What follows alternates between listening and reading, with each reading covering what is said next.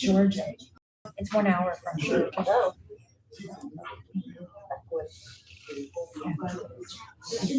She's off today.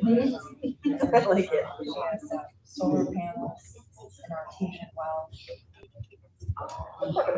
She built everything. She chops her own wood, grows her own food.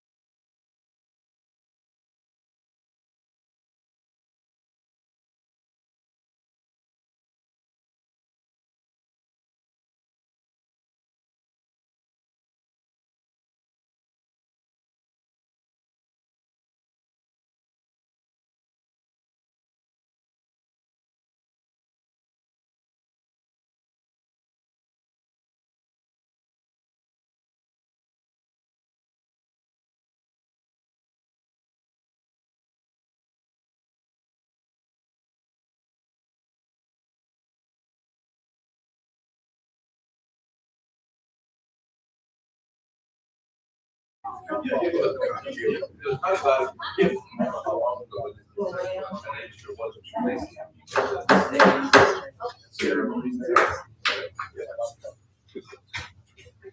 evening, citizens of Louisburg Town Council. Welcome to our July Town Council meeting. We'll begin tonight by having a roll call. Mayor Field, Here, Councilman Stover, Here. Councilwoman Woods, Councilman Kingsley, Councilwoman Wright, Councilwoman Baker, Councilman Wood. thank you. Councilman Rose.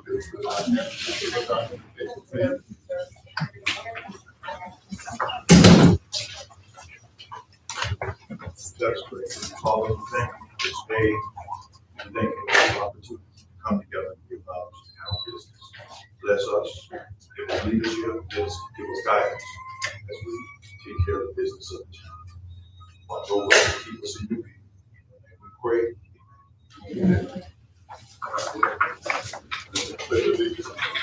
I pledge allegiance to the flag of the United States of America and to the republic for which it stands, one nation, under God, indivisible, with liberty and justice for all.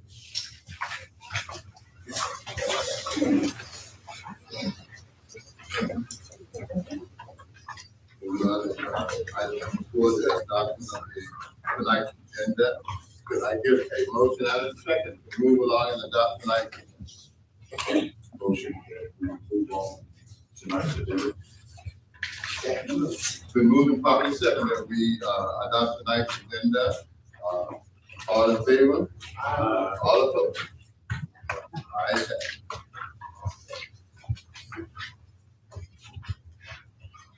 Item number 5, approval of the minutes for July 9th, 2026, our regular meeting, as well as the June 23rd, 2026 special call. No corrections or additions. Could I get a motion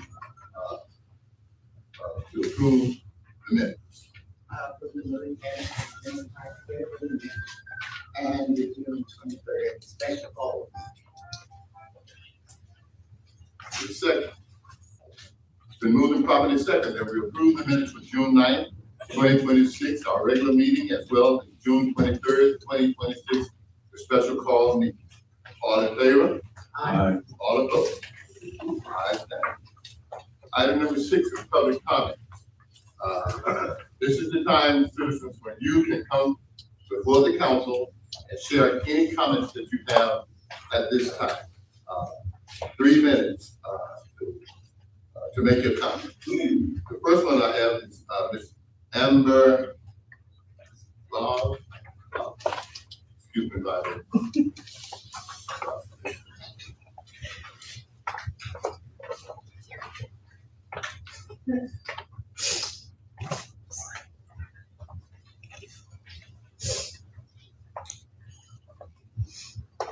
State your name and address for the record, please. It's Amber Pound, 1779, Walter Grissom Road, Kittrell, North Carolina, 275.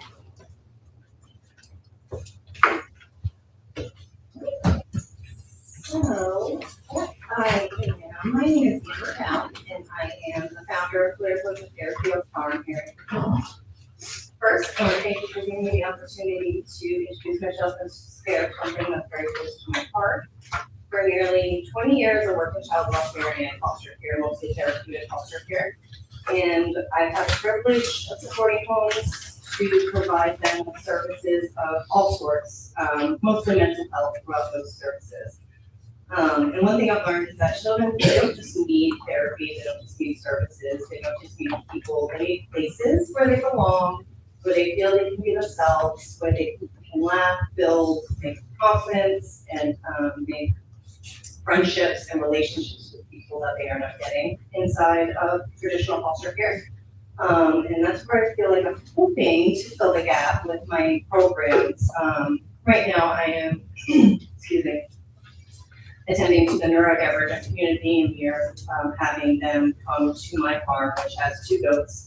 And we are having child-led sessions. They are completely enjoying and enthralled with it. And my goal is to open up my programs to my foster home, which would be the foster care side of it, and it would be for foster families to come learn connection through animal activities, through nature, through grounding, through trauma-focused care that I've learned in my experience.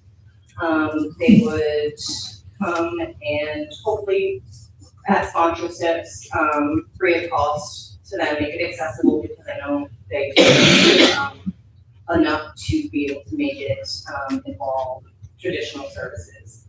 Also, I feel traditional services are very important for every child as a foster care. But I feel there could also be a gap where I may fill with my animals and a connection program with that.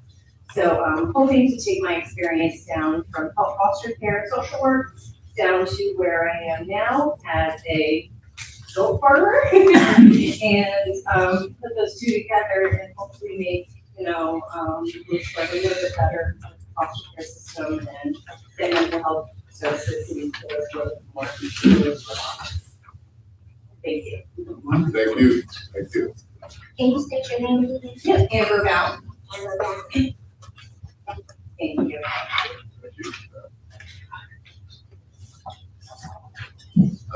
Next one is Christina Doctor.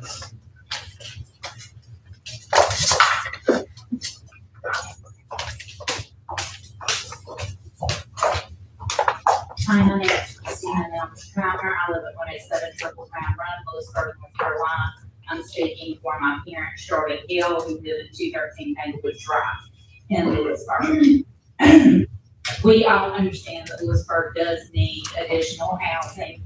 We do not disagree with that. We also understand using a local builder is also better than having a national builder come in, build homes, and then walk away and leave people to deal what's there. What we do have concerns about that we wanted to reiterate is the drainage and the stormwater capacity. And I know that they're gonna have engineers look at that, but our concerns with everything that happens over there when it rains is the amount of water that floods people's homes all the way to the backs of their home. And it comes up to the back door often. These developments that are coming in are gonna require grading and land elevation. Is gonna reduce the natural soil absorption of the water on those properties. And we're concerned that with these, if the retention ponds are inadequate, the result is gonna be that the stormwater runoff is gonna run toward the adjacent homes. The area is prone to the river flooding, and that is one of our biggest concerns. Our second concern is the traffic congestion and public safety. Our existing neighborhood streets, if anyone has been back there, were designed for low density, single family traffic. Any spike in vehicle trips creates congestion. If you need a bus, if you need the trash truck, anything that you happen to meet back there will likely almost run you off the road. There's nearby offices such as the DMV where people were parking on both sides of the road that is not DMV parking. That also poses safety risks for pedestrians and limits the ability of emergency vehicles to navigate that area. I'm also concerned for the daycare back there with the amount of traffic that's already back there. Lord knows we don't want anybody to get a child that gets away from them, but if it happens, that's a very bad location. One of the biggest concerns I have is I don't feel that it's compatible with the neighborhood character and the comprehensive plan. And we have stated those, and we also turned in our petition where we had neighbors sign that they agreed as well that it's not going to be sticking with the same kind of continuity that's already in the neighborhood. Just reading over some of the comprehensive plan today, 40156 are the biggest travel routes. And those are the two exits for. Thank you.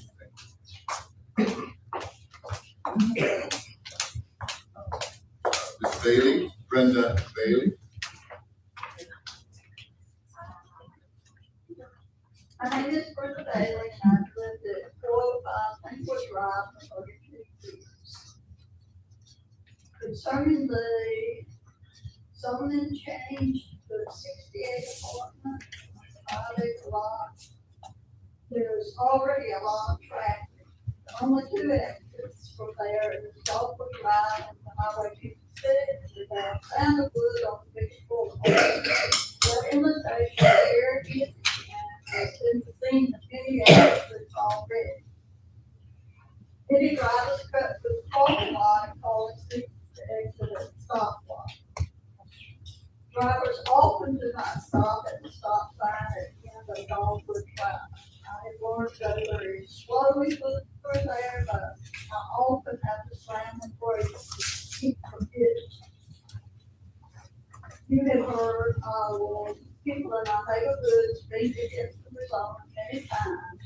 It seems y'all credit us with all the objections because it will interfere with our home. While that can be true, there are other factors that are also be common. On Sandwood Drive, there is Hated Inn Hotel, there are 3 different health offices in the same building. Advanced medical care sees an average of 60 patients a day. Two primary care sees an average of 60 patients a day. Our specialty clinic is 25 patients a day.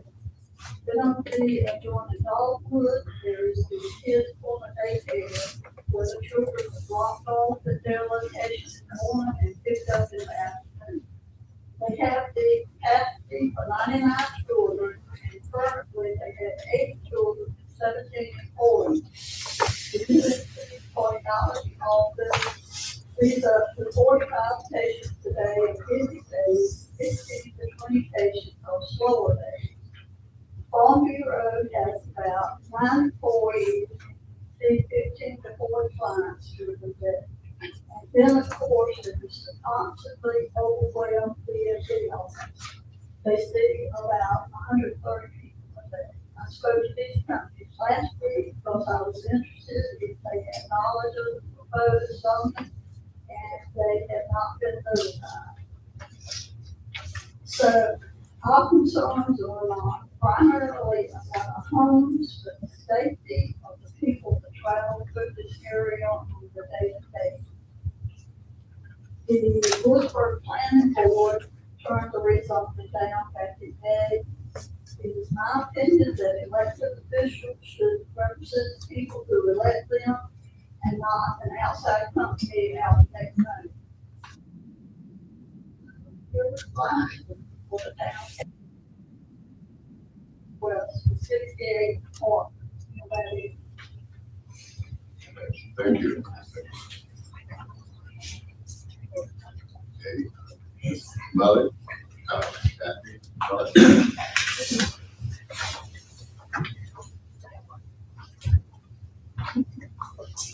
I'm Kathy Mullins, number 119 Pineville Circle.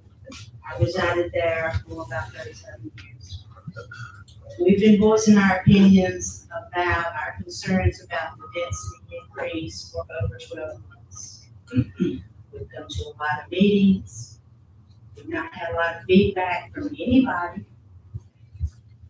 We had a meeting last Wednesday night with the developer, with an investor. Thank Mr. Kingsley for showing up and Mr. Miller as well. And nobody else on the board showed up. As passionate as we are about that, they told us a lot about your concerns for us and our welfare. All of y'all. Do you agree? I didn't get to that, so. Well, Oh. let me explain something. The informal meetings, if there was a representative there for the council, in turn is a representative for the council. That unauthorized meetings, more than 4 council members, would go against the law as far as a meeting. I understand that. And that does not mean just because we weren't there, it's not that your interest. It's not taking harm. I have a hard time with that. Well, I really do. I have a hard time with that. well, that's the way. That's just the way it is. I'm saying that the reason why there were not all the members that you think they were does not necessarily mean that the town is not interested in what you are articulating to us tonight, because we didn't show. You have paid for all of us. We have heard your complaints. Just because Concerns, they're concerns. concerns, They're not complaints, they're Your concerns concerns. about social. stand corrected, your Agreed. concerns. That does not mean that the council is not taking your concerns seriously. So, I don't even know many times that anybody much has even made eye contact with us. We came in for the past 12 months, that we have been worrying about a night, just a bad dream that's going to transform into a nightmare pretty soon, not just for us, but for the town of Louisburg, because we cannot support that kind of density. I could go on and on and on about the traffic, the flooding, the property values, the density, our access to the boulevard. I could go on and on about the senior living. We were sort of led to believe that if we were in favor of that, it might cut back on the density of the apartment complex. well, we appreciate your concerns. I'm sorry. Okay, I take my time, it's over. Yes, ma'am.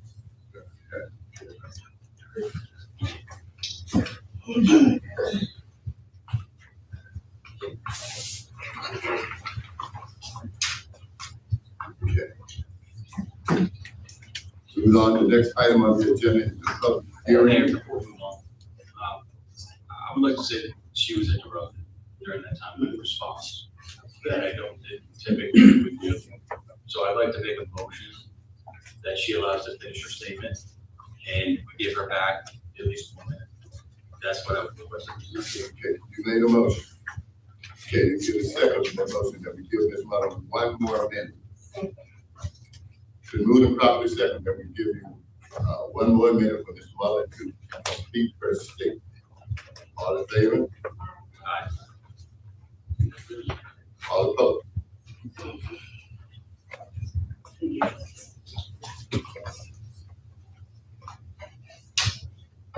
There's really nothing else to say other than that we have done everything we could humanly possible to preserve the character of our neighborhood. We know the change is coming, change is inevitable. I know what the comprehensive plans say, but comprehensive plans were created by someone who doesn't reside there. And when the problem starts and everything starts to unravel, it's not going to be just us. The town of Louisburg is going to suffer the consequences of it. Traffic, accidents, congestion. What about when the median comes or the roundabouts come? Is the town of Louisburg going to be able to accept responsibility for that? I don't think so. That's all I gotta say. Thank you. Thank you. Okay. Next item is the public hearing. To amend the official zoning map for parcel number 018-118.306, which is Sandwood Avenue. Could I get a motion to go into public hearing? Make a motion to close the public. To move the property second that we go into public hearing for the amendment to the official zoning map for parcel 018-118.306 Sandwood Avenue. All in favor? Aye. All opposed? Ayes have it. Mr. Selby. Thank you, Mayor, and Council, and citizens of Louisburg.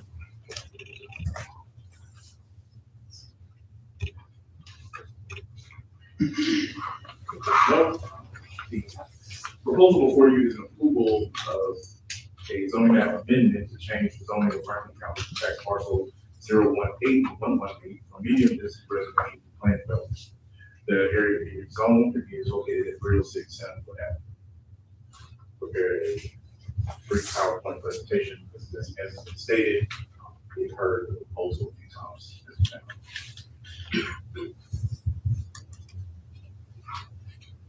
turn it on first. This is the existing site, parcel 018-118, and including parcel 016-681. The proposal is to rezone 5.02 acres from medium density residential R2 to planned development. The proposed site plan features 3 access points along Sanford Avenue, 1 access point along Hazelwood Avenue, and then 1 in the rear of Tanglewood. And I'd like to bring to the council's attention that in talks with the investor, they have agreed to some special conditions. The first being that they would agree to remove the access point along Tanglewood Drive. So the road that leads to Tanglewood is completely removed. Also, the developer has agreed to reduce the density from the proposed 68 units to 60 units, which would completely eliminate the last row of buildings in the most south corner of the site plan there. There's about 5 units there. That would eliminate those units. Are you talking about 62? Yes, yes, sir, 62, 68, yes, sir. And has the fire marshal okayed that exit? That would be contingent upon the fire marshal's approval, but the developer has agreed prior to that approval that they would be willing to remove that access point. With them having 4 other access points, I don't see why it would be against the fire code, but then again, I can't make that kind of determination. But typically, subdivisions usually need at least 1 ingress egress point. So I would say with 4, it should be sufficient for 60. Again, that is contingent upon fire marshal's determination. There are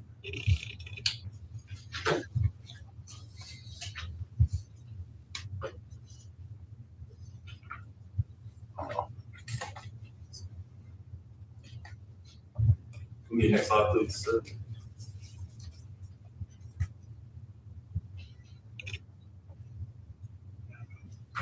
Some comprehensive plan.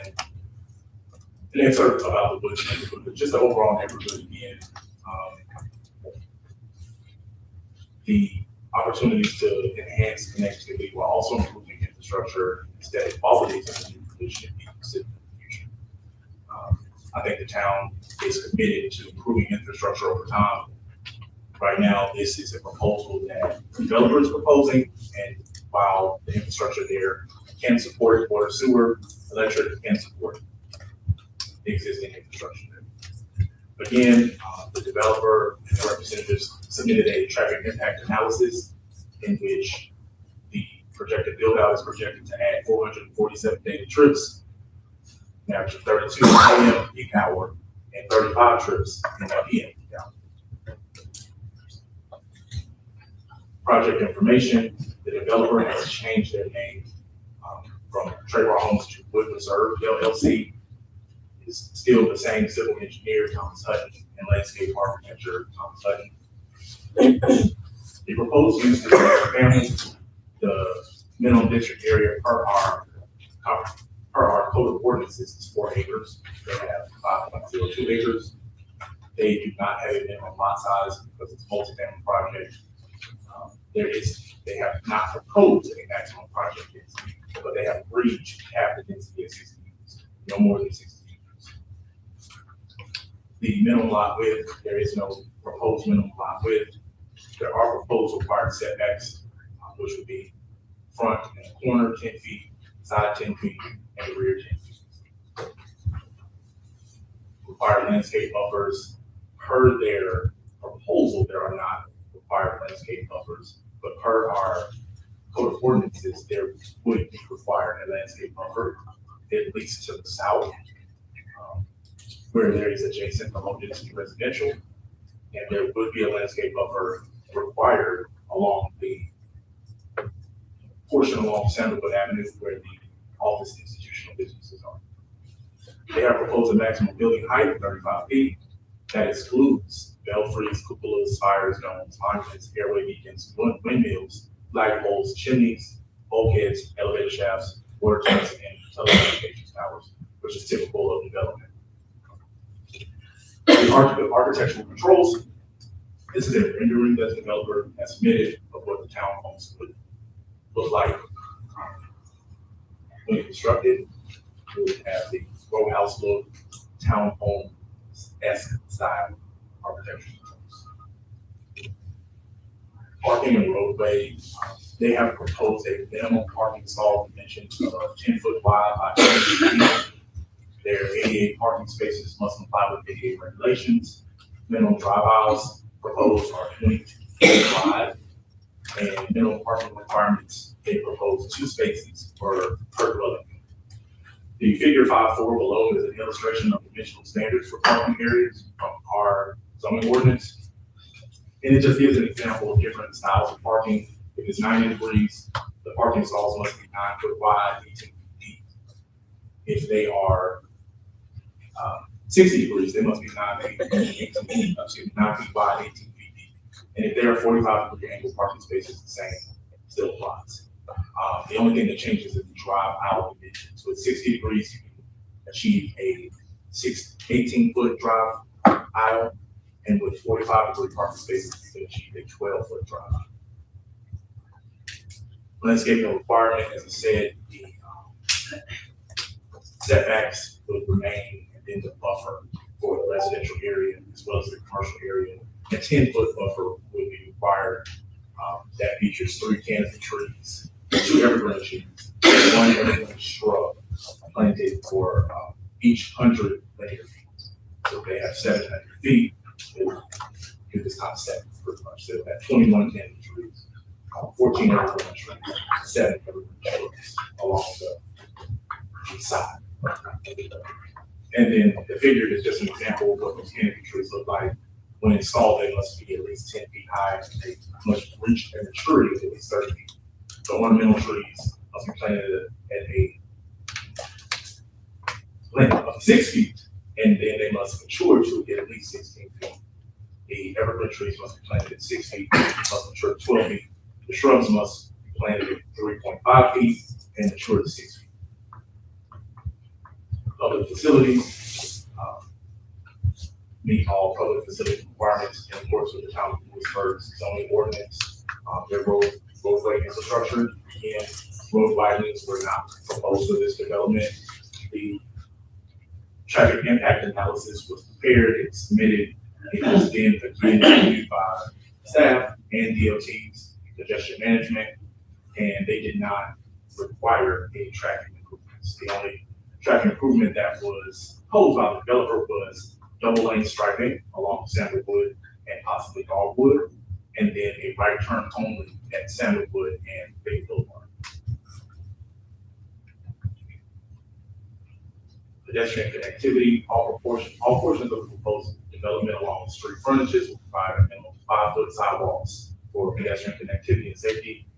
All sidewalks, external and internal to the site, will include ADA accessible ramps, detectable warning strips, crosswalks, water and sewer utilities. There are existing town of Louisburg public water and sewer systems in public rights of way for Dogwood and Sandalwood Avenue, they will be served by the town of Louisburg for water and sanitary sewer. And drainage. The majority of the site currently drains to the southeast of an existing culvert under Tanglewood Drive. A series of on-site curb inlets, catch basins, and the associated storm drain piping network would be provided to ensure that the proposed parking area, buildings, sidewalks surrounding site runoff is captured and discharged into the appropriate stormwater control measurement on the project site.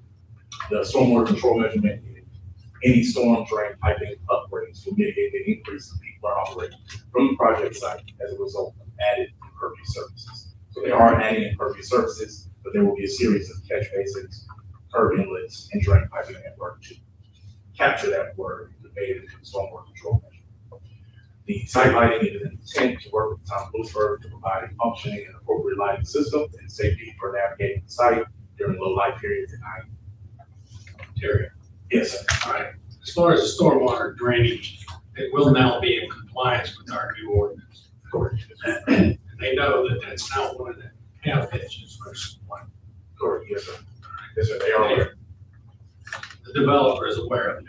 Yes, sir. What steps are we going to take to see that they comply with that? Well, first, part of the amendment of the ordinance that we adopted is they must submit a stormwater control plan along with their plans.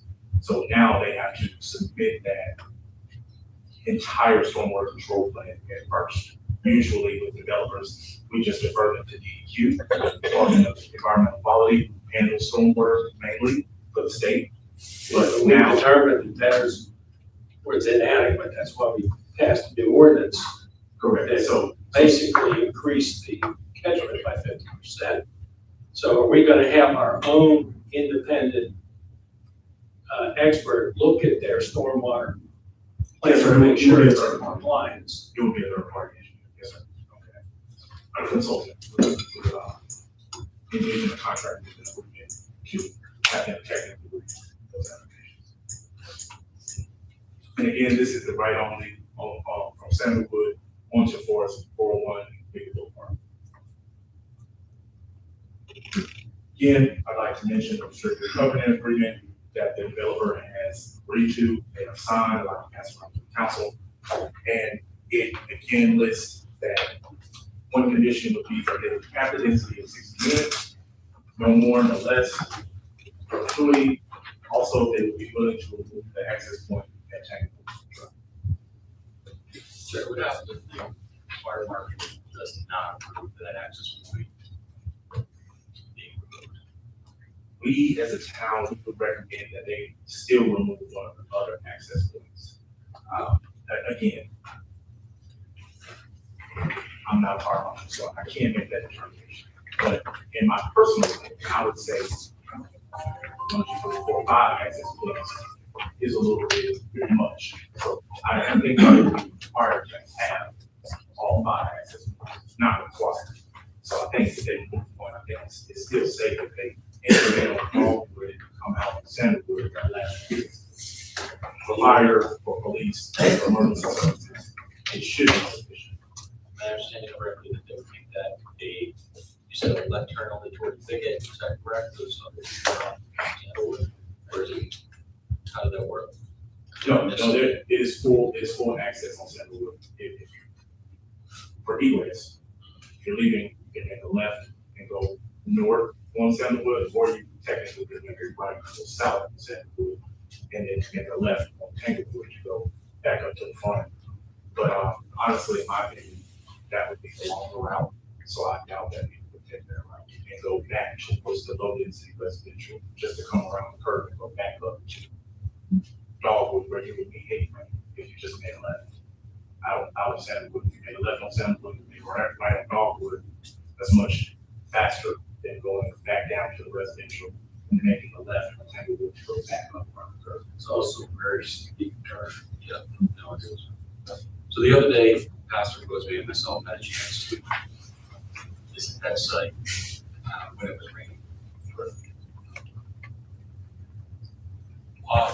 The doctor was saying, one of the concerns that I have up there is there is looks like an easement way that's gated off the town of Louisburg owns. There's big excessive water runoff that's coming down that area. What, if anything, can we do to help alleviate that situation if this ordinance was passed?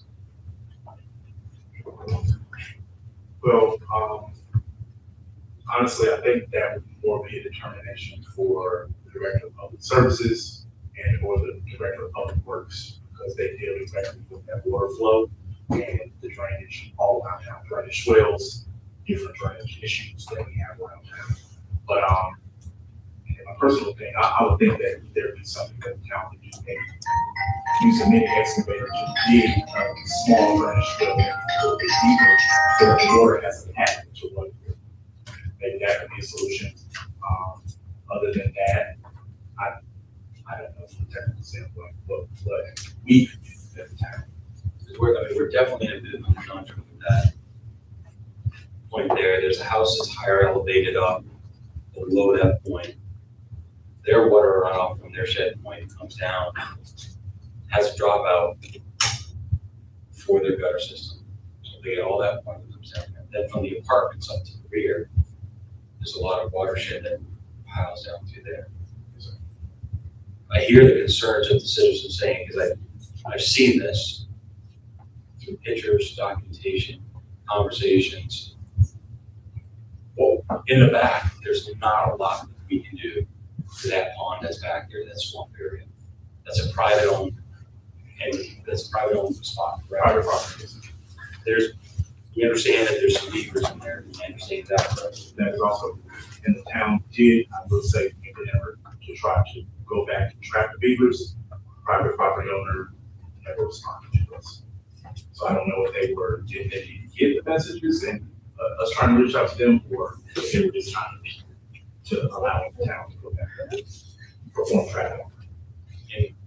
And there's nothing that we can do other than knock it on a door. So not a private property. Is there anything that the owners can do of those properties? Because it obviously affects their property value. And I've said it before, I'm very much of a rock and a hard place in this situation. I recognize the benefits behind this, but I also think of what if I live there, and it's a double-edged sword. You know, property's been in a flood zone for a while. But it's also our responsibility as a township to do our due diligence for taking care of certain points that we're responsible for. I did notice there was a loader that was up there the other day during the rain. What they were doing, I'm not sure, but I was glad to see it. I passed it, we saw it as well. So I mean, there's definitely some concerns. Those are my biggest concerns that I see. So I question, like, how do we address this? I will say, again, to your point, that Fox Creek runs behind most of residential tank. So to your point, there is a flood plain, and there is a flood, special flood hazard area back there. The beavers have made the issue worse. And there's, again, to your point, there's not much that the town can do about that. I did venture out myself and the director of public works, and we looked along the neighborhood, along the streets, along the roads, and I can say that a lot of driveway culverts have been clogged. And that may be contributing to the issue. It's not the only issue, but it may be contributing to the issue of flooding, drainage, rear yards, maybe the water's taking a different path from the front behind these houses. I think though the town could make an effort to work with the residents to help them initially clean up, and then going forward, of course, it's private property, so residents can actually clean out the drainage swells every now and then, or if they become filled again, take them back out.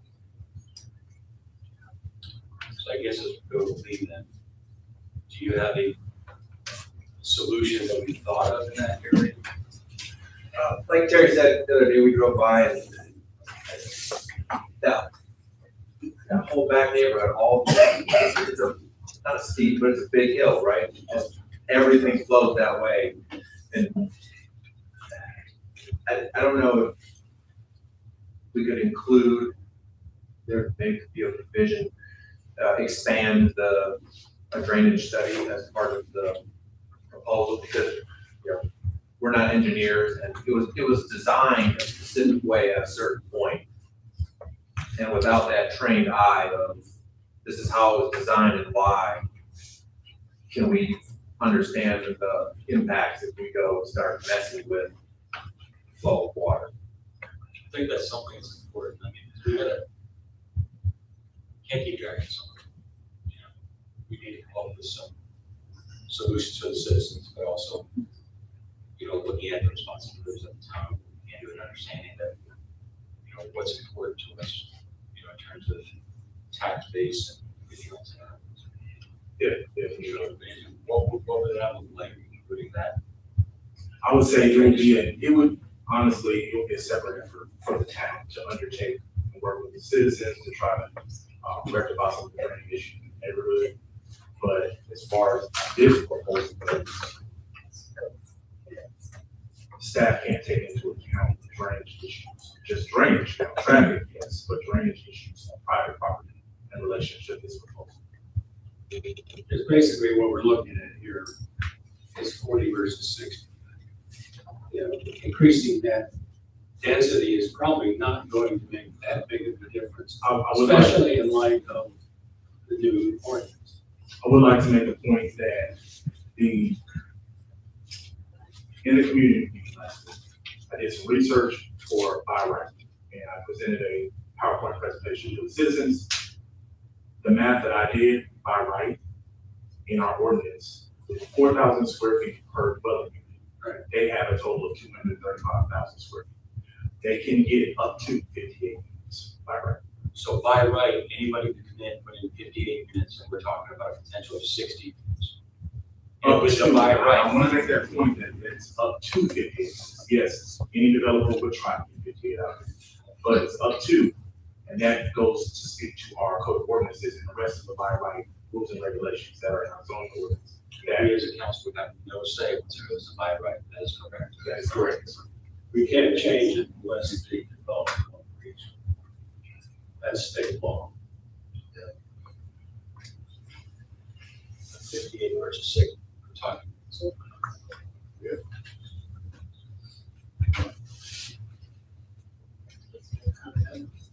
Because it's under cloud right now.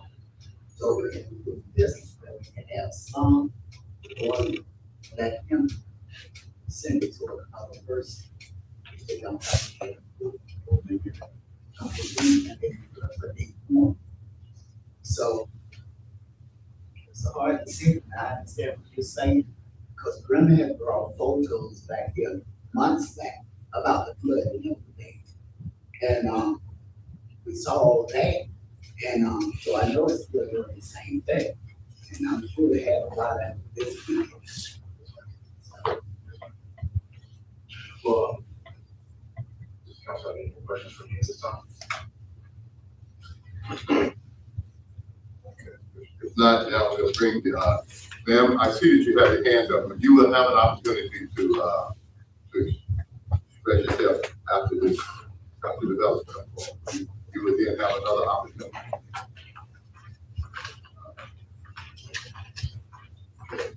This time, Representative, developer, is here.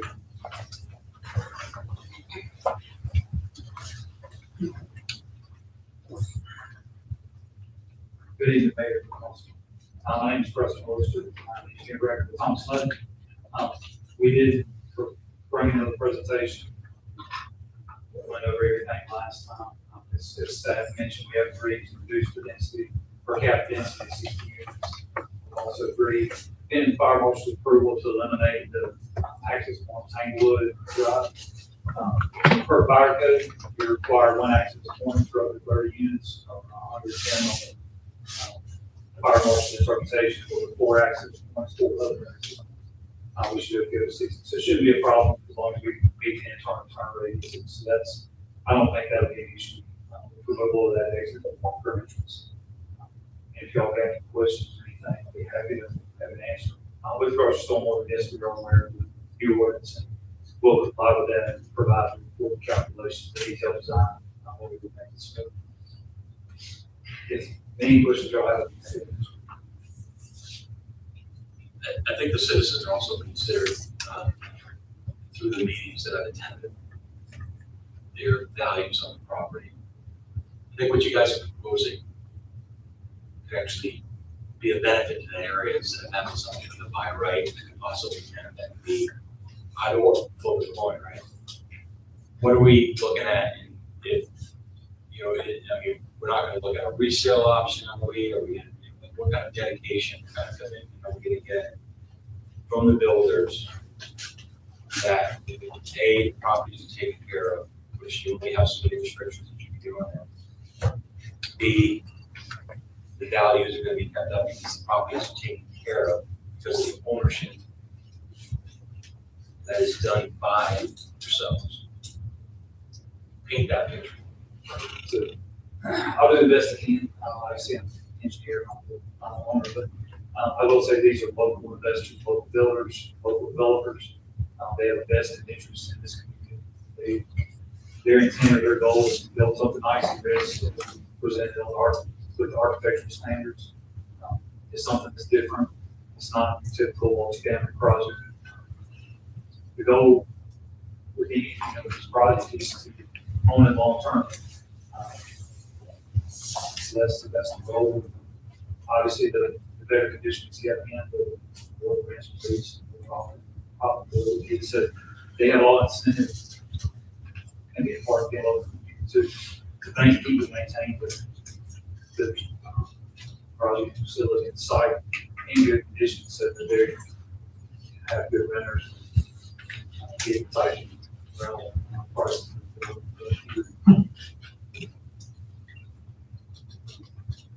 One last question, I promise. If a fire marshal still says like that exit system, I just gotta go down that route, are you guys still gonna commit to this? Yes, sir. 60 is the gap. The Tanglewood is pending fire marshal approval, or the Tanglewood removal of the Tanglewood interest in fire marshal approval. But 60 is the gap.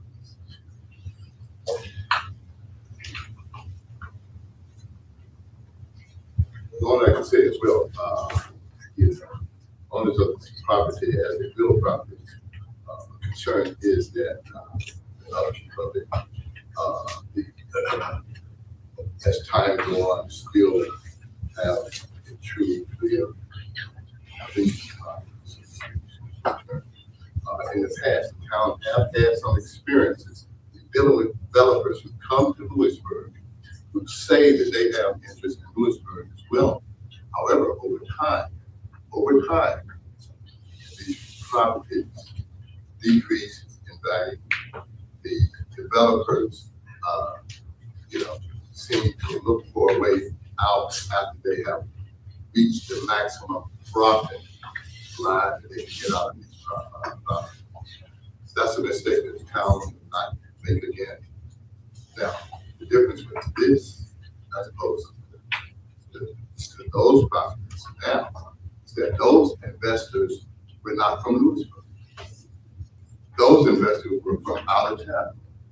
And the very main concerns that you have now about properties decreasing in value over time, sure, that happens when the owners do not have an vested interest in the local area. That's the difference this time. As I know, the owners that are represented by this developer have a long history of investment in Louisburg. They have commercial and residential properties. And all of their commercial properties, residential properties are, in my opinion, above standard.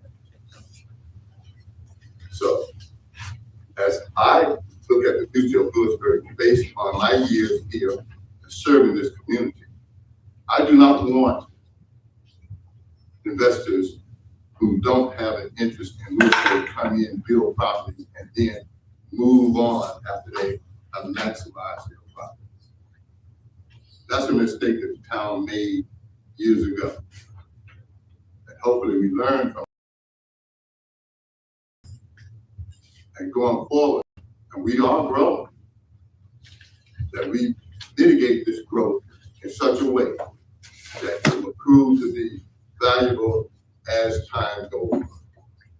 And that's what we have to decide tonight.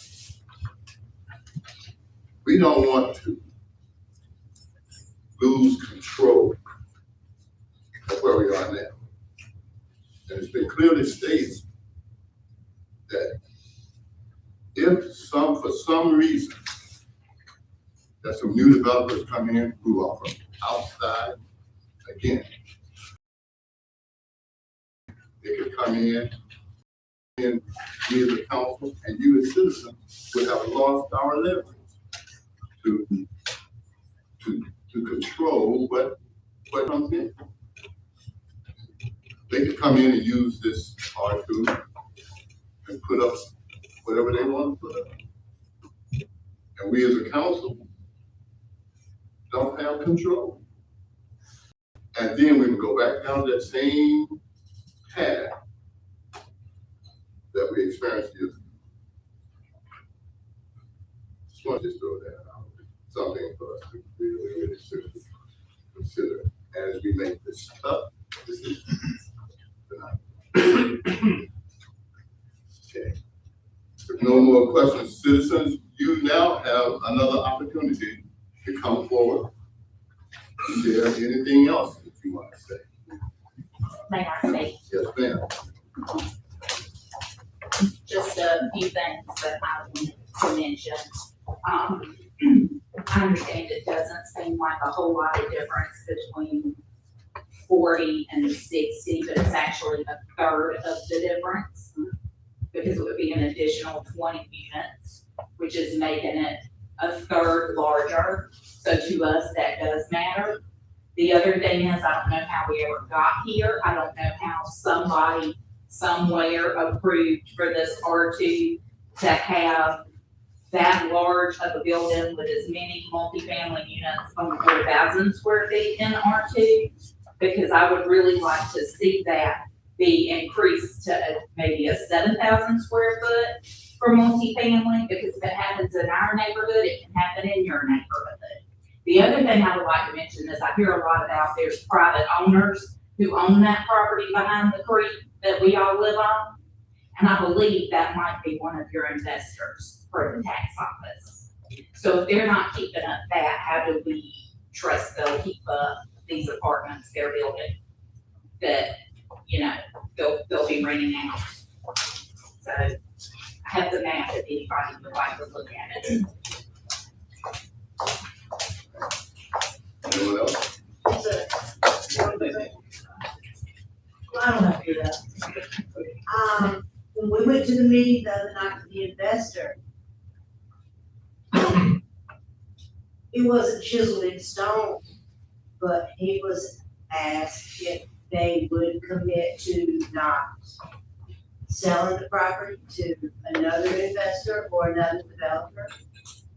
And once he spoke with his partners, said that he would be totally on board with that. We don't know that for sure, but we know that change is inevitable. We know it's coming. And like I say, nobody wants it in their neighborhood because it's going to cause this utter chaos with the traffic, not just for us. What in the world is going to happen when all of that, those, let's say, 100 plus cars, all of that traffic has to be rerouted north on 401. Where is that traffic going to turn around? Most of that traffic is going to be headed south to 401. How in the world are you going to get all that traffic back without causing even more? The roundabout, the cars are already driving 55 miles an hour when they reach the Wade Ave and light, because they're trying to save 30 seconds at the light to cut in front of a car to either beat the light or cut in front of another car. It's going to just cause so much havoc. We can't even get out of the parking lot out of our neighborhoods now. There are 2 county offices in Karl cities. They have about approximately 30 county cars, their vehicles, plus the employees. I went through the other day about 5 o'clock, and it was utter chaos. There were cars, it was like a bunch of children sitting in the floor playing with Hot Wheels. There were cars everywhere. Just people were all over top of each other, blowing the horns, slamming on brakes, pulling out in front of each other. It's not just for us, it's just for the community as a whole, for the town of Louisburg. There are a lot of our concerns there, not just for us. The flooding, yeah, I've seen it up to my waist, 100 yards from my back door. But keep in mind that a football field's 120 yards, that's a long way for the water to come up your waist in the middle of my backyard. See on TV, you watch the news, and history repeats itself. We're gonna have some more flooding eventually. There's nothing we'll be able to do about it, but there's just a lot of valid concerns. If the developer would be willing to keep that property and not sell it off to somebody else, that's the lesser of two evils for us. But there's been a lack of transparency, and we've been in the dark so long. And it's just been the ultimate challenge for us, and it's for everybody in this room. For y'all as well, and I'm saying that's what it is. But it's just, that's the lesser of the two evils for the 60 units to go up there. We don't want it, but how that traffic is going to enter and exit that community, somebody could tell me how that's gonna happen with these, with how chaos and havoc is created. Please tell us and try to convince us that it's going to be smooth sailing. And a yellow line down the middle of the 18-mile road, tell me what that's going to do. I mean, just honestly, I'm seemingly an intelligent person. I'm not an engineer or a politician. What in the world is that going to do to decrease the density or the havoc? Can you tell me? Can anybody here tell me that? Speaking of the medium, it's already difficult sometimes to get in and out. And Sandy just said that's gonna add more traffic coming in again. So we're grateful for the 60 minutes. Honestly, we wouldn't say it if we didn't. Right, appreciate it. But several issues I've got, and I may be jumping the gun. I heard a rumor about the median price sheets. So you come out of sheets, you know the true price. Tell me how that's not going to add more congestion coming in and out for anybody. You're limited how you come in and out. And then, this stuff I'm about. I love Louisburg. I've been almost 30 years. You could not, God, there's not enough green grass to back in quality. I love this town. I love the first day I moved in here. But when I go home, I hope God called me from this house. But the people in this town, they have a hard time merging into traffic. Madam, can I point, but this is not about that. That is under the control of the DOT. We have no control over that. Do we not have any say in that? You can talk to the DOT. We don't have any control. And this public hearing is about this development, not to traffic on Bigot Boulevard. So will there be meetings that we can discuss with the DOT? But you had to talk to the DOT. We have absolutely no control over the DOT. Right? We have asked repeatedly for changes in the traffic flow in this town, and they have repeatedly denied us. I don't think roundabouts does an accident. Well, talk to the DOT. Bigot Boulevard and 56 belong to the state of North Carolina. They do not belong to Louisburg. We have no control over what happens on those roads. But you have control of the development, What? right? But we have control of adding things to development. No, you just heard Terry say they can put 58 homes up there without any approval from us. And the decision to have the R2 was made years ago, before anybody on this board.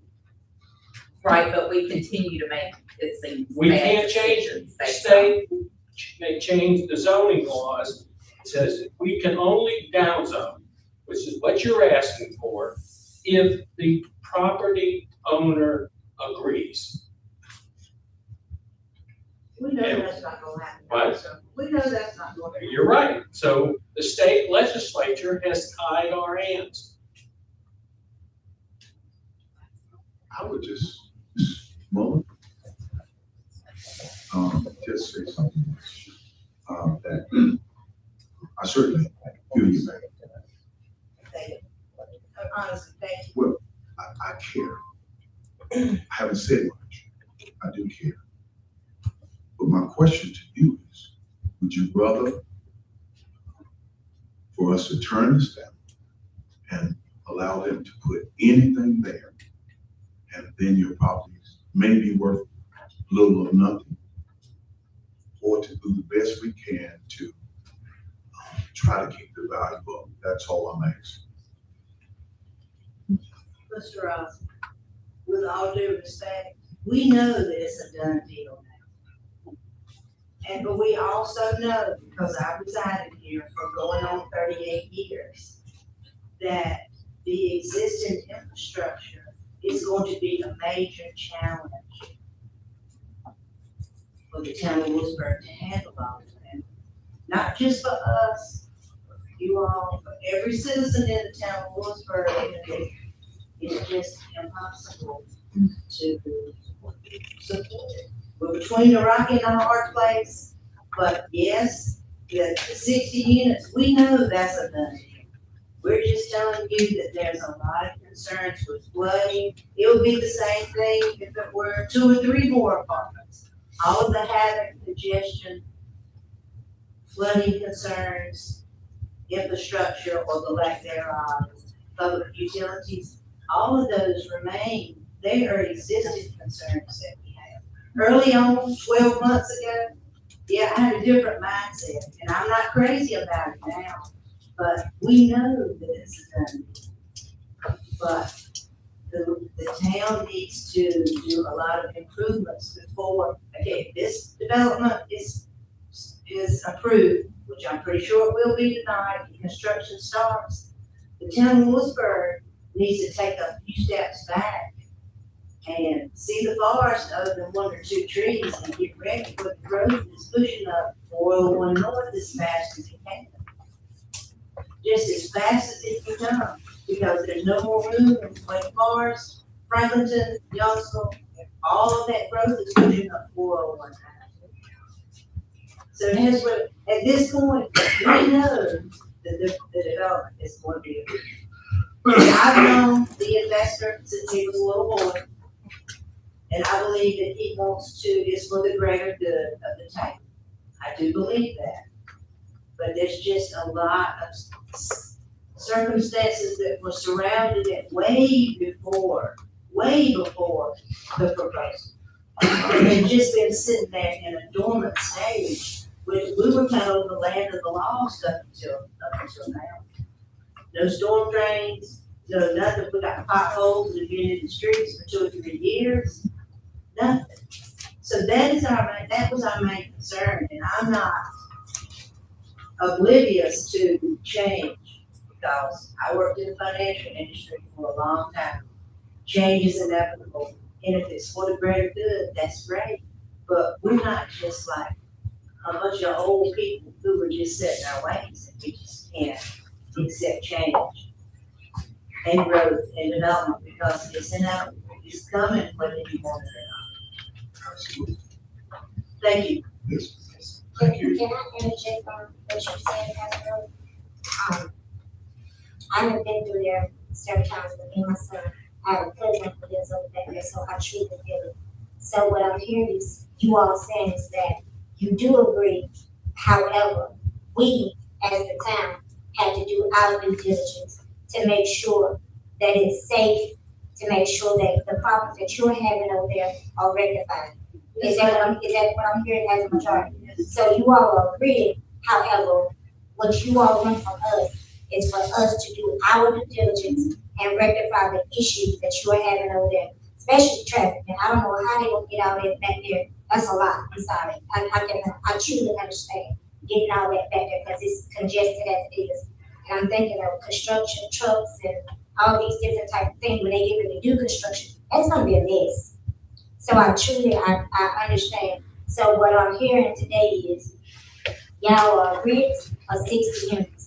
However, we need to do our due diligence and making sure that it's safe, the potholes are fixed, the drainage issues, and seeing what can we do. I know it's probably not much with the traffic, but what can we do to rectify the issue that you all are having? And I don't think we all agree with the 60.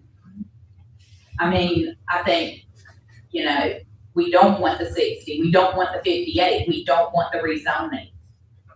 I don't think that's quite being heard. Go ahead, Bobby, I'm sorry. He'd like to speak.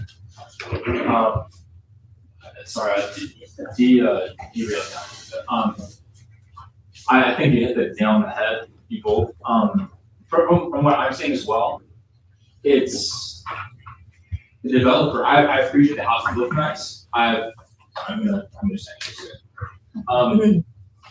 I appreciate that they listen to us, that they lowered it down to 60. Obviously, lower would be better, but my building standpoint, I get it. Ultimately, a lot of previous frustrations are getting offloaded onto the developer when it's not the developer's fault necessarily. It's the infrastructure, right? The sewage draining, the electrical, the roads are already congested. It's not the developer's fault. I think I'm just curious. I know as private property back you just disclosed that the sewage, the drainage, and that's a problem. Is there currently any plans to look to improve that or to improve on the electrical? I know in the budget for this year, there was no mention of the infrastructure. It just reminds it Eastmore, mine at least. Are there plans moving forward that we're going to be able to find our voices to be heard? Because I think this is our chance to have our voices heard with previous infrastructure problems when we haven't had a platform before. And this is our chance to be heard. So we're all screaming it. From you all, and I'm sorry this is an inappropriate place to ask that, but is there any current plans for improving the sewage drainage, the electrical? What are the current, just a brief summary, are there any current plans? Yes, there are plans. We understand. Growth is coming. This is been said. Yeah, for years on top of years, long before any of us became on board, in some cases came to this community. There's certain things that we are facing now, these challenges with infrastructure has long been overlooked. Because I don't know what the reason is, but there was not enough pressure at that time for infrastructure. Now growth is coming overwhelmingly from Wade County. Wade County, as we all know, is bustling at its seams, and it's coming here on us. The challenge that we have in order to stay ahead of it is to methodically make these changes. We understand that infrastructure is a problem, and we are working to improve that. See, that's not something, we can't fix a problem that has been building for 30, 40, in some cases, 50. Now it's up. It's up right here on the forefront now. And it's hitting us in our. So this is the challenge that we have right before us now.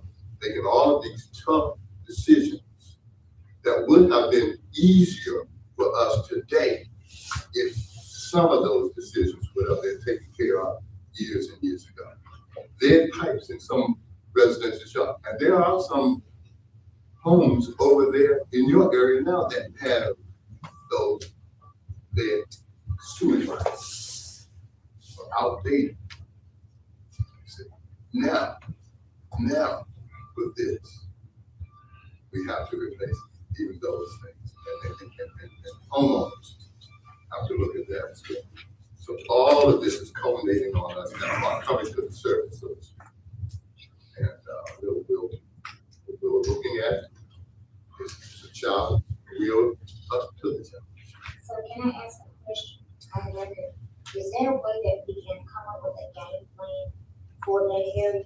Because I think, it kind of, I don't know if it'll make it easy for people, but just having a game plan is, knowing, okay, this is what we're gonna do, this, we're gonna have somebody to come out, look at it, and we need to come up with a game plan for that area, and alleviate some of those. A lot of them we may not be able to, but if we have a game plan, to see what can we do. Electrical is something that we need to work on that. However, I do think that we need a game plan going forward with this area, because if it's a small congested area, and the flooding, I know what it's like to have flooding, because I have flooding in my area. All the water from Meadow Springs come down the street, because when it was built 10 years ago, they had no ordinances where they had to do proper drainage. So I understand, but is there a way that we can come up with a game plan for that area? Mayor, Sean? But is the 2030 comprehensive plan not supposed to be the guidelines for these areas? Yes, It is, yes, ma'am. it is. And But we're stepping away from some of the things in the guidelines by approving higher density, because in the guidelines it says it would stay closer to single family homes and R1. R2 would be like the maximum, but here we are trying to get it to planned development so they can get 60 units, not 58, which is the by right, which is 2 units. But 2 units is 2 more families, which may have 4 drivers a family. We don't know how many people are gonna live in that apartment. So the question is, 58 was, sorry, is that what you're saying? I mean, I'm saying the zoning is the question, that's why we're here. The zoning of R2 or the zoning of PD. Yes. Ms. Christina, I think you also answered your own question in your statement. The word was guidelines. Guidelines. But you're not following them, which is what got us here to start with, is somebody didn't follow them. Thank you for that, if I may. I think what you stated was guidelines, correct? Guidelines,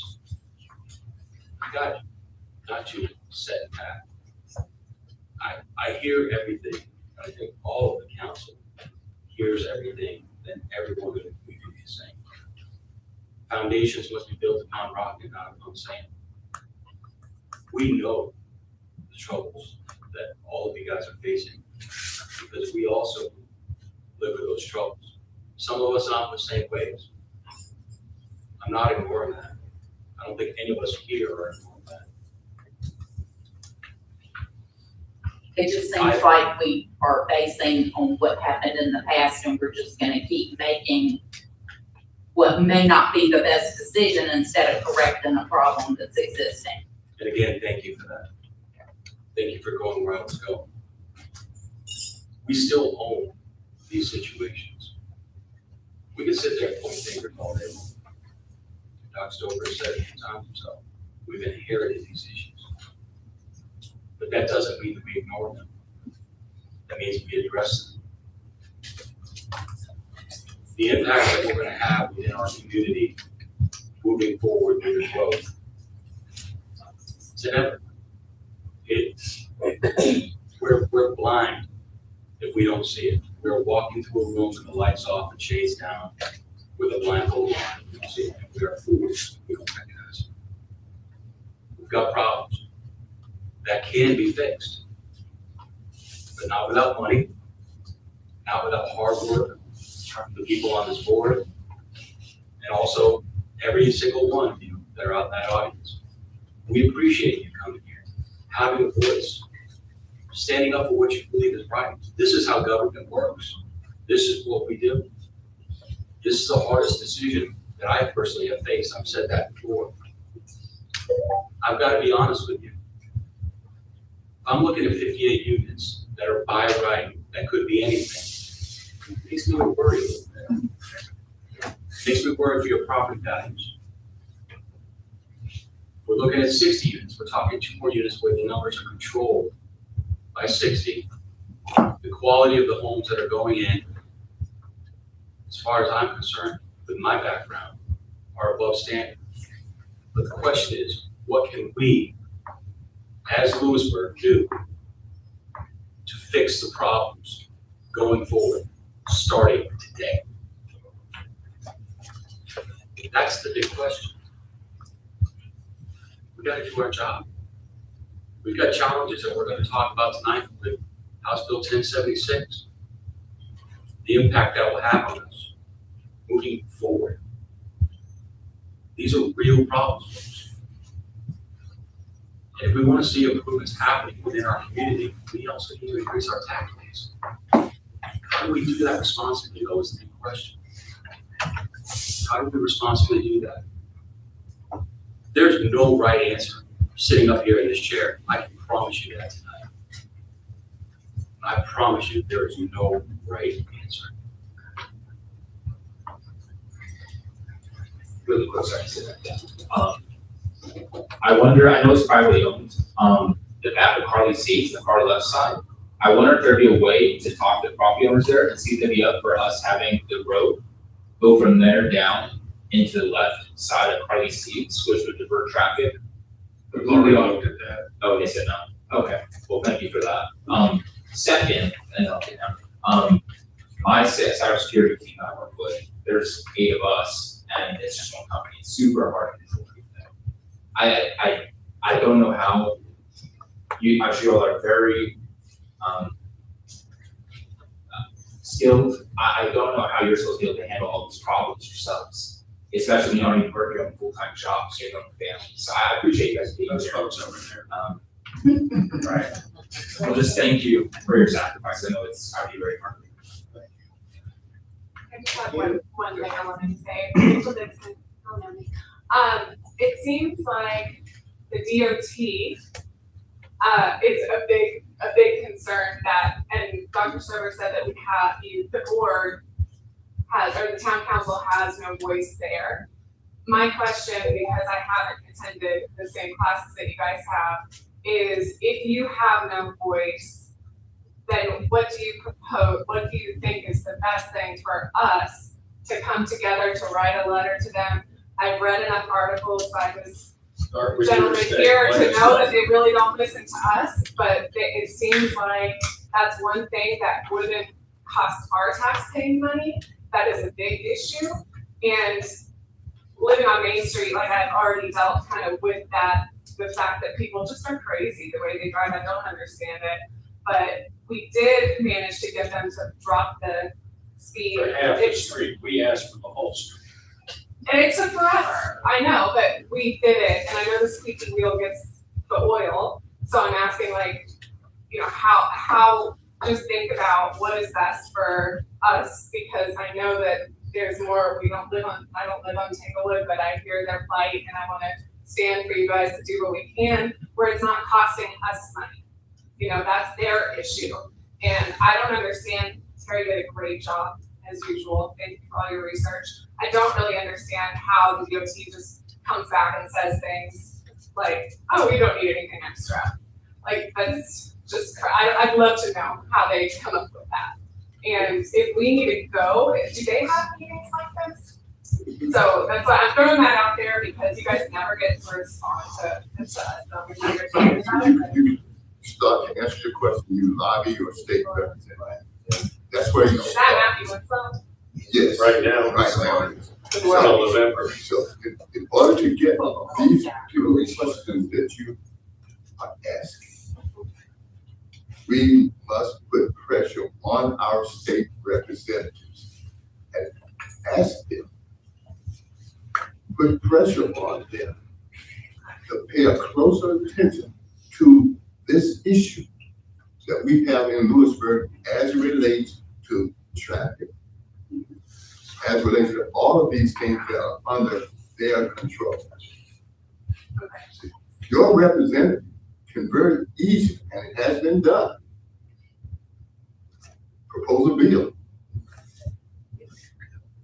that would specifically address the issue here in Louisburg. It has been done. And they can do it again. So this time we'd like them to ask us. Well, that's why I'm wondering, do we write a letter, do you guys write a letter, do y'all write a letter, Yeah. like what do we do? Everybody. And because DOT is in charge of all the roads in the state, the 401 bypass, the 4 lane was approved over 30 years ago. Do we have it coming into Louisburg today? No, because they've been taking the funds, putting it someplace else. Not coming down 401 as it was originally designed to do. So that's DOT. They start working on this because Raleigh have all this traffic over there, and they build the 5. We have been asking, what, Harry, what is it, 9 months we've been asking for them to put a sign on West River Road, West River Road, saying no trucks. They finally did, I think it was. Oh, they did? 2 weeks ago. See, we can get stuff done.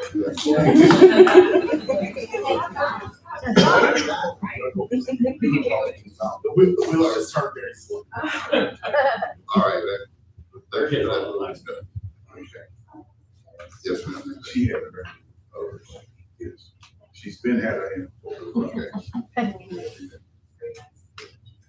Michelle, you step up. Okay, sure.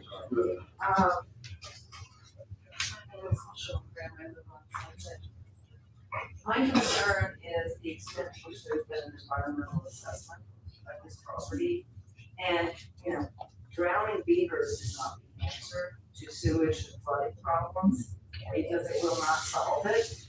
But when I pay my electrical bills or water and sewer bills, I expect for that money to go into upgrades in those infrastructures, not be moved to another fund, where we then say, well, we don't have the money to pay for these upgrades. Well, we can't pay for the upgrades if we've taken all the money out and put it somewhere else, just as we said the DOT did, right? So, first of all, I wanna say, I'm totally against drowning beavers. Let's not do that, since it won't solve the problem. Please don't. Yes. Secondly, we need to see what it's gonna cost. If we go through with this development, we need an assessment of what it's gonna cost the town of Louisburg to address seriously the flooding issues in this area, to address them, as well as the traffic issues. The people are on the verge of tears because their homes are constantly flooded, because their electricity is constantly failing. There's no reason for this if we have electrical, water, and sewer funds. Just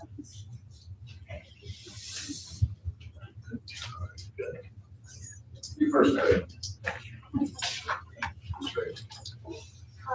Realize that we can't control the DOT. But the traffic issue is a real problem, it is a real thing. With the numbers that I presented tonight, everybody should understand how big of a danger it is. We can't correct the problem, but we can limit the number of vehicles in that area, limit the number of cars. The problem is it's only by 2. If, with the information that Terry's given us, because by right opens up a door, gives them a key with return on investment. I'm going out there and I'm buying a property at an X amount of $100,000. I want to get the best bang out of that buck. And if I can squeeze in from 40 to 58, I'm gonna get all the juice out of that money that I can get. Without concern of the current I didn't say people that. who live there. Well, that's certainly what it sounded I like. didn't say that, but I appreciate you, but I did not say that. What I said was, I'm gonna get every juice out of the lemon that I can get if I was an investor in that direction. That's what I said.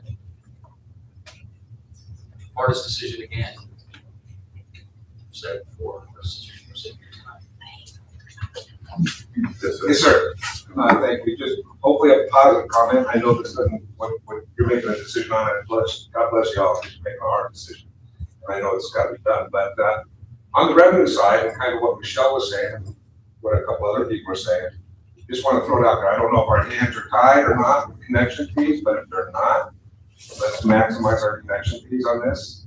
For the state guidance, it's $23.20 to $27.20 per roof for the sewer and water, just the labor part of his guys do, the labor and material.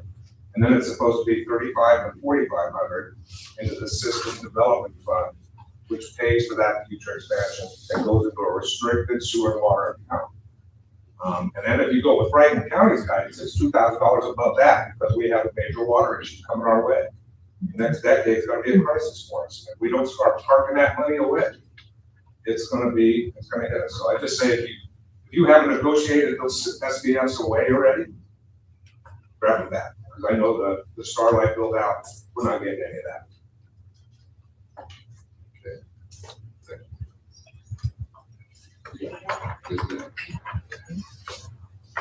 I know we're concerned about the infrastructure. That's one of our big concerns. My question is, which is going to come first? The improvement in the infrastructure or the building of those units?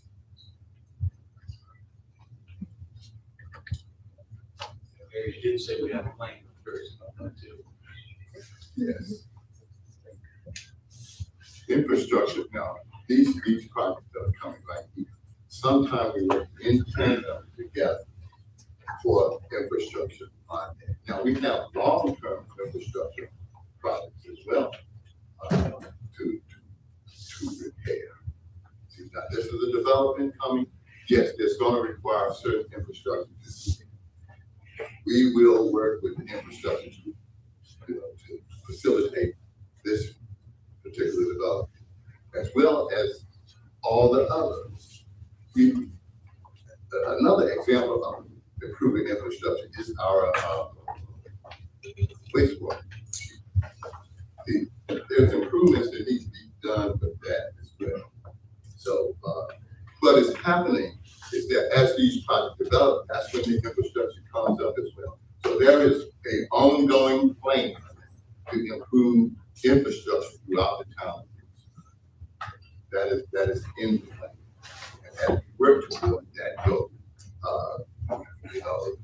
as we build and move forward, we'll be doing that as well.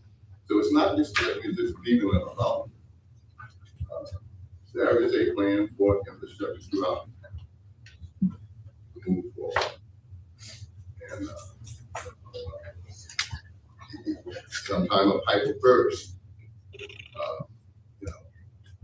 Then we have to go into that.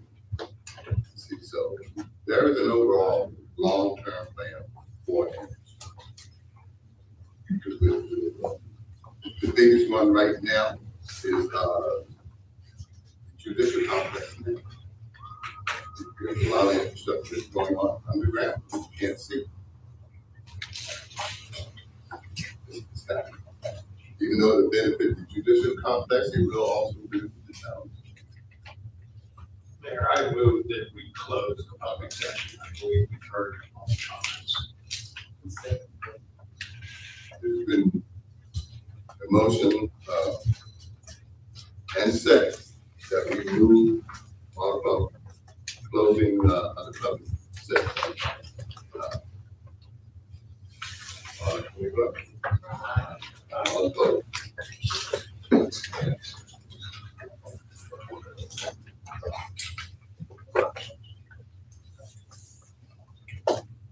Now, can I get a motion? Go back into open. So moved. It's been moved and properly second. Now we'll go back into open session for discussion of the remainder of the agenda. And that's item number 8. Discussion and action on the official zoning mapping and of the Samuel Avenue. Council, you have heard the comments, you heard the comments for this project, and you have heard the comments against this project. And during that discussion, I'm sure that we all have, listened and digested, heard the citizens, heard from the developers, heard from our planning department. Now, we have to make that tough decision. Decision from Mayor, I move that we agree to this restrictive covenant agreement with Reserve LLC as presented.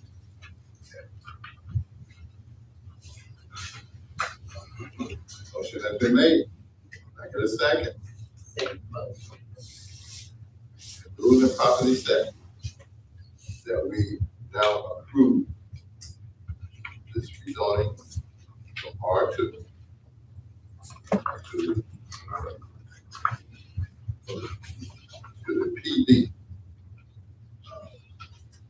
So, With the restrictive covenant. yeah, with the restrictive covenant.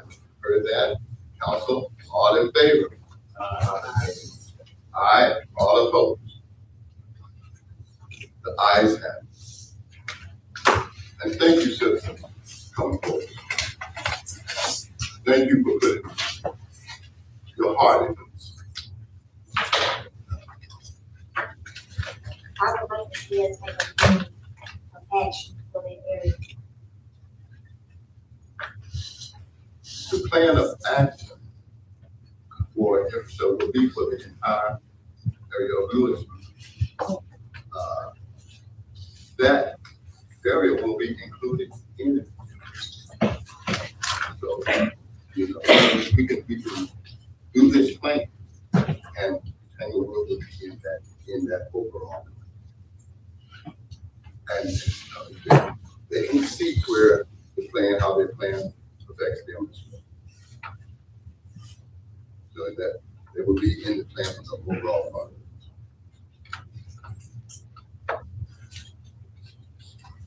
Okay.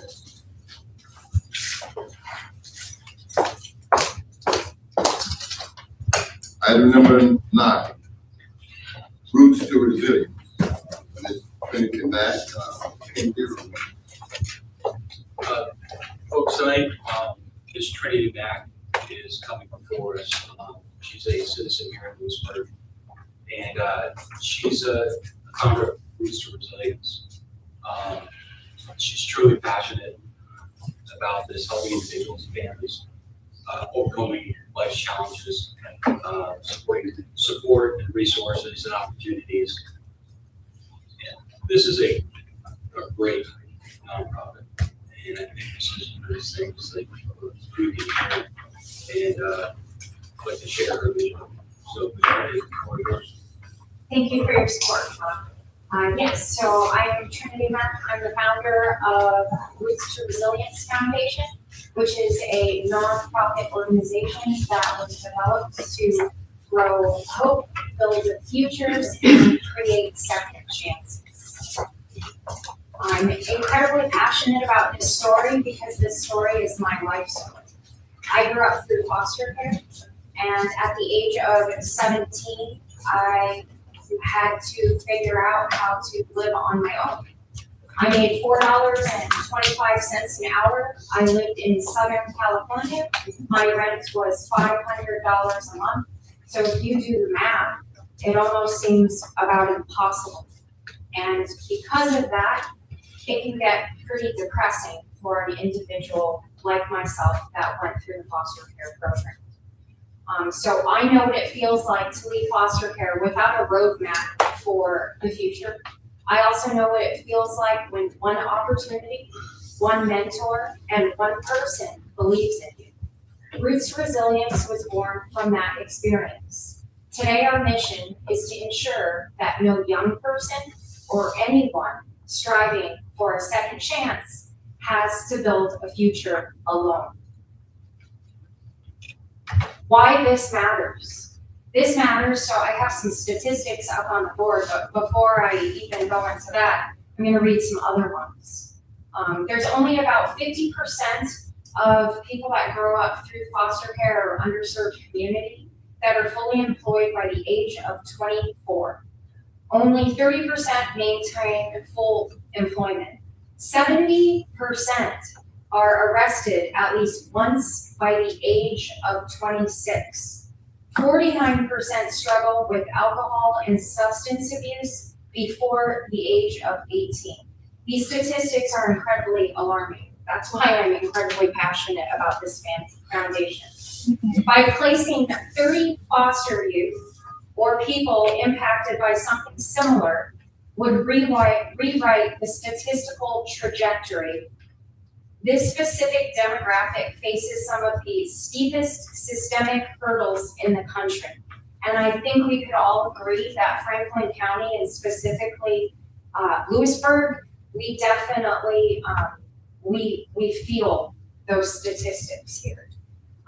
We pay an estimated $300,000 in taxpayer funded costs over the lifetime of each individual that's impacted. That doesn't receive stable support. This stems from emergency housing, public assistance, and criminal justice system interventions. By securing jobs for just 30 of these individuals, taxpayers can put that $9 million back into a broken system and pay for a better future for these individuals that are part of a system that is made where you can barely overcome. And then here's some other statistics. 20,000 youth age out of foster care every year with no support system. 50% of foster youth do not finish college or vocational training. And then, as I had said before, 70% struggle with mental health or substance abuse. These people deserve more than survival. They deserve a future. Who we serve youth aging out of foster care, individuals from underserved communities, and also adults seeking a second chance. So people that have experienced trauma at some point in their lifetime. We believe everyone deserves a safe place to belong, an opportunity to grow, and a second chance. Our mission, Roots to Resilience, believes that a person's past should never determine their future.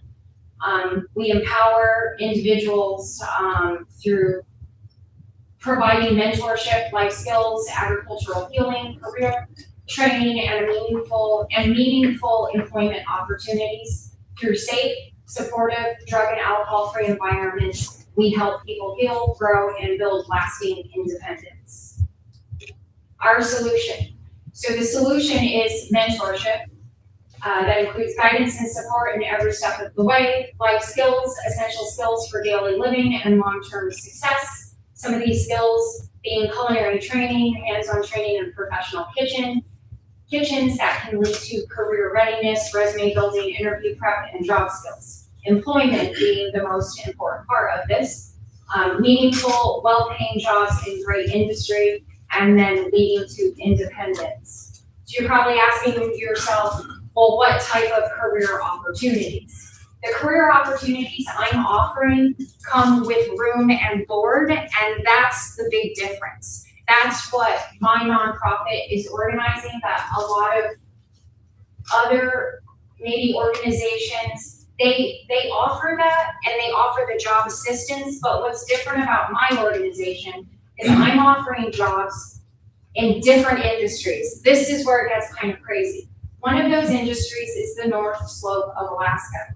These jobs specifically in the oil industry are extremely high demand jobs with incredibly great pay and benefits. I will be bringing the first 10 people up in the month of November, another group of 10 in December, and another group of 10 in January to start off with this North Slope of Alaska. The reason why I'm very passionate about this one, starting off the whole foundation, is because through the North Slope of Alaska, these individuals will be able to make a minimum of $7,200 a month. They will be up there for a 12-week rotation. So if you do the math on that, those are pretty great numbers. And those numbers would make a huge impact in an individual that comes from an underserved community, through foster care, where they're getting ready to age out, or through other organizations like Job Corps, which is about to lose their funding, I believe, in 2027. So we'll have a lot of misplaced individuals.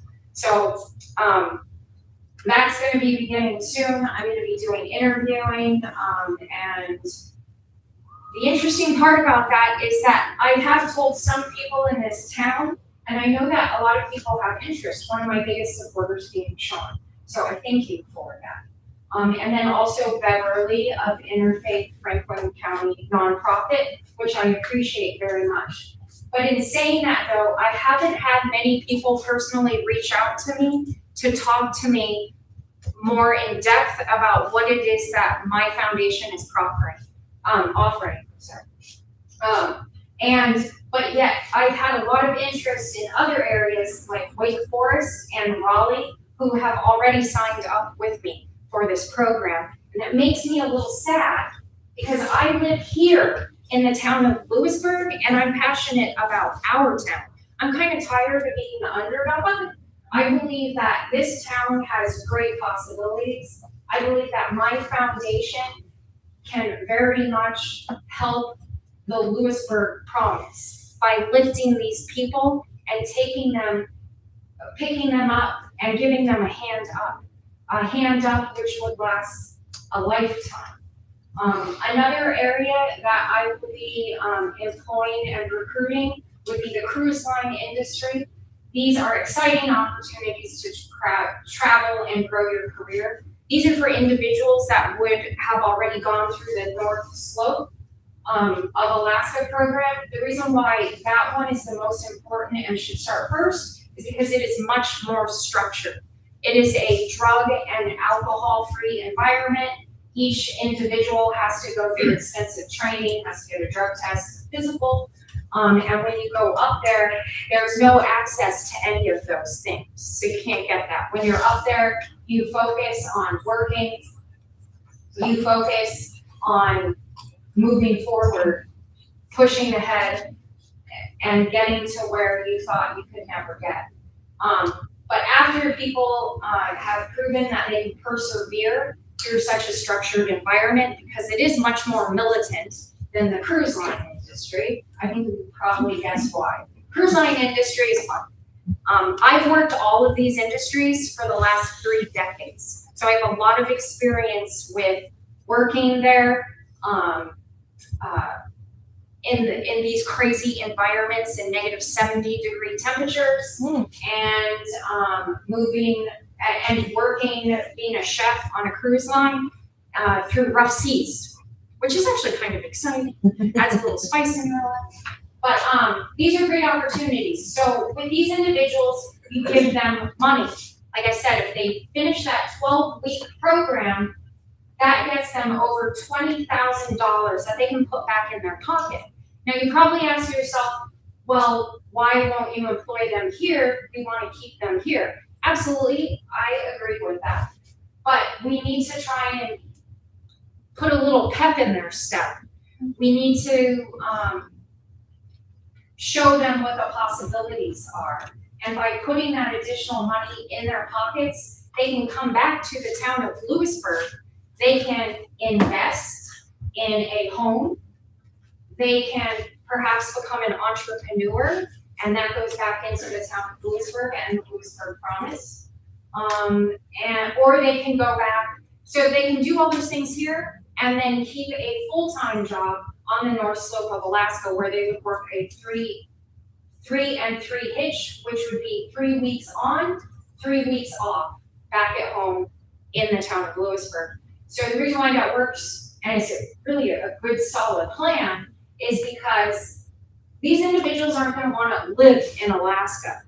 If you live in Alaska, the cost of living is considerably higher than what the cost of living here is in the town of Louisburg. So it would be in their best interest to take that hard-earned money and bring it back to the town of Louisburg, and then to have greater quality of life.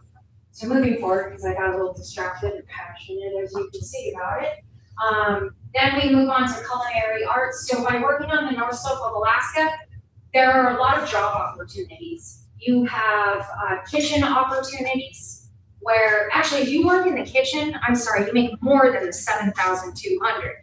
The individuals that make the $7,200 a month are at the base level. Those people are doing housekeeping jobs and washing dishes. If you have any type of cooking experience or have an interest in becoming a chef, you can work in the kitchen, and then the wages go considerably higher, probably closer to $9,000 a month.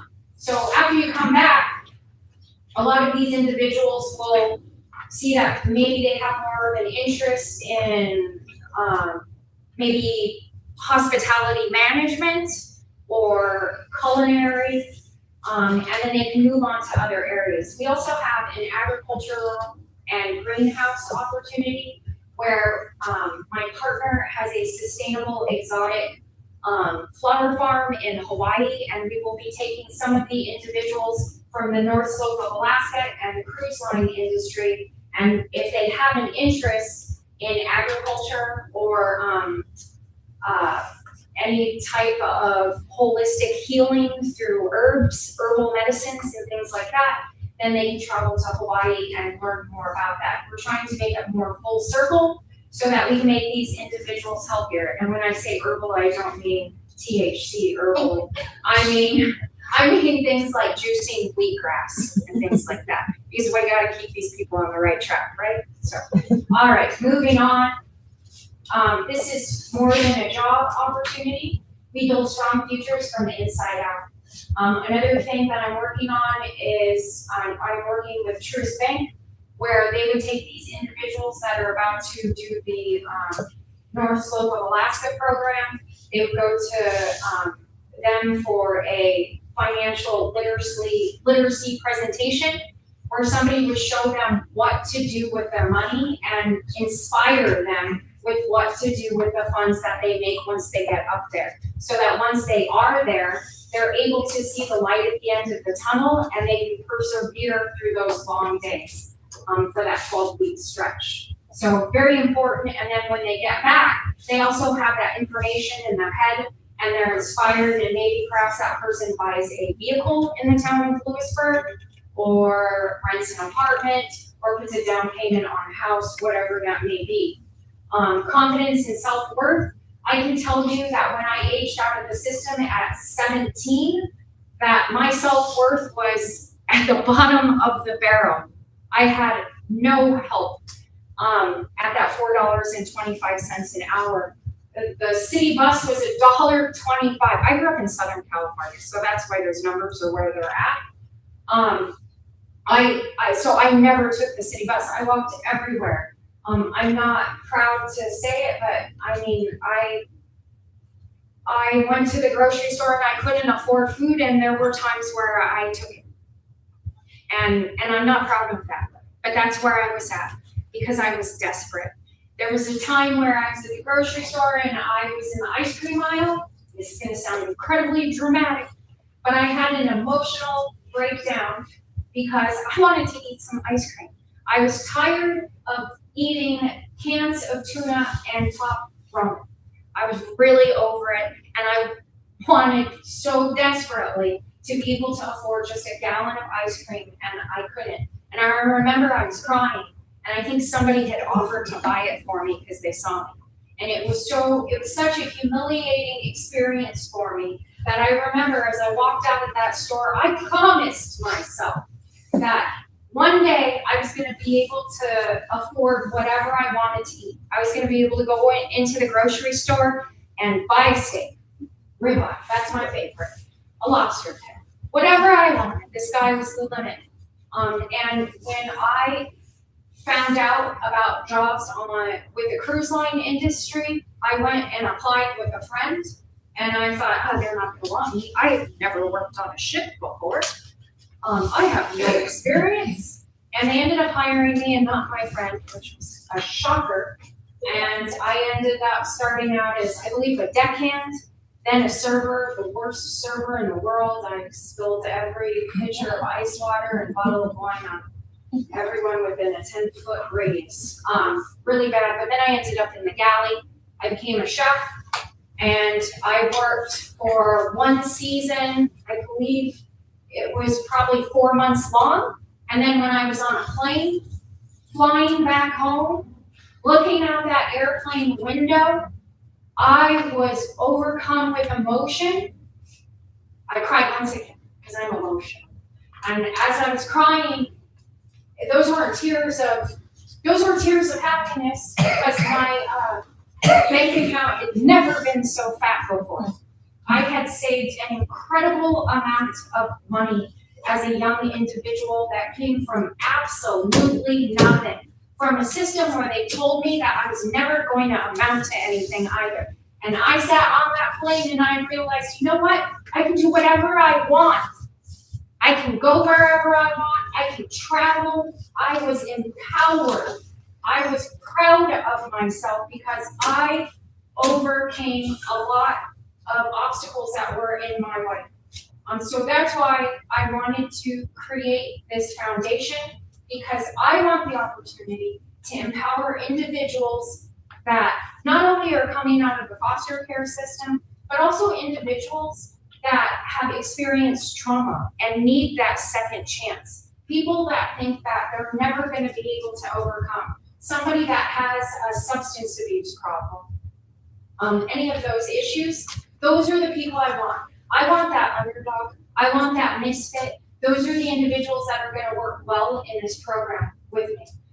Not only will I be finding them jobs, but my foundation will also assist in their travel up there, their luggage. Proud to say that Amber over there is donating all the luggage for everybody going through the program. So thank you, Amber, because that stuff adds up. And then we will also be assisting with Arctic gear, because that's expensive too, but they will need survival Arctic gear while working up there. Don't worry though, they're not outside polar bears, they're inside the facilities. But I lost track. But anyways, really good stuff here. So we're gonna put a lot of that confidence and self-worth back in these individuals. It's something that works. It's something that I've done for 3 decades. It's worked well, incredibly well for myself. I really, honestly, I don't know where I would be today if I hadn't stumbled across jobs like these.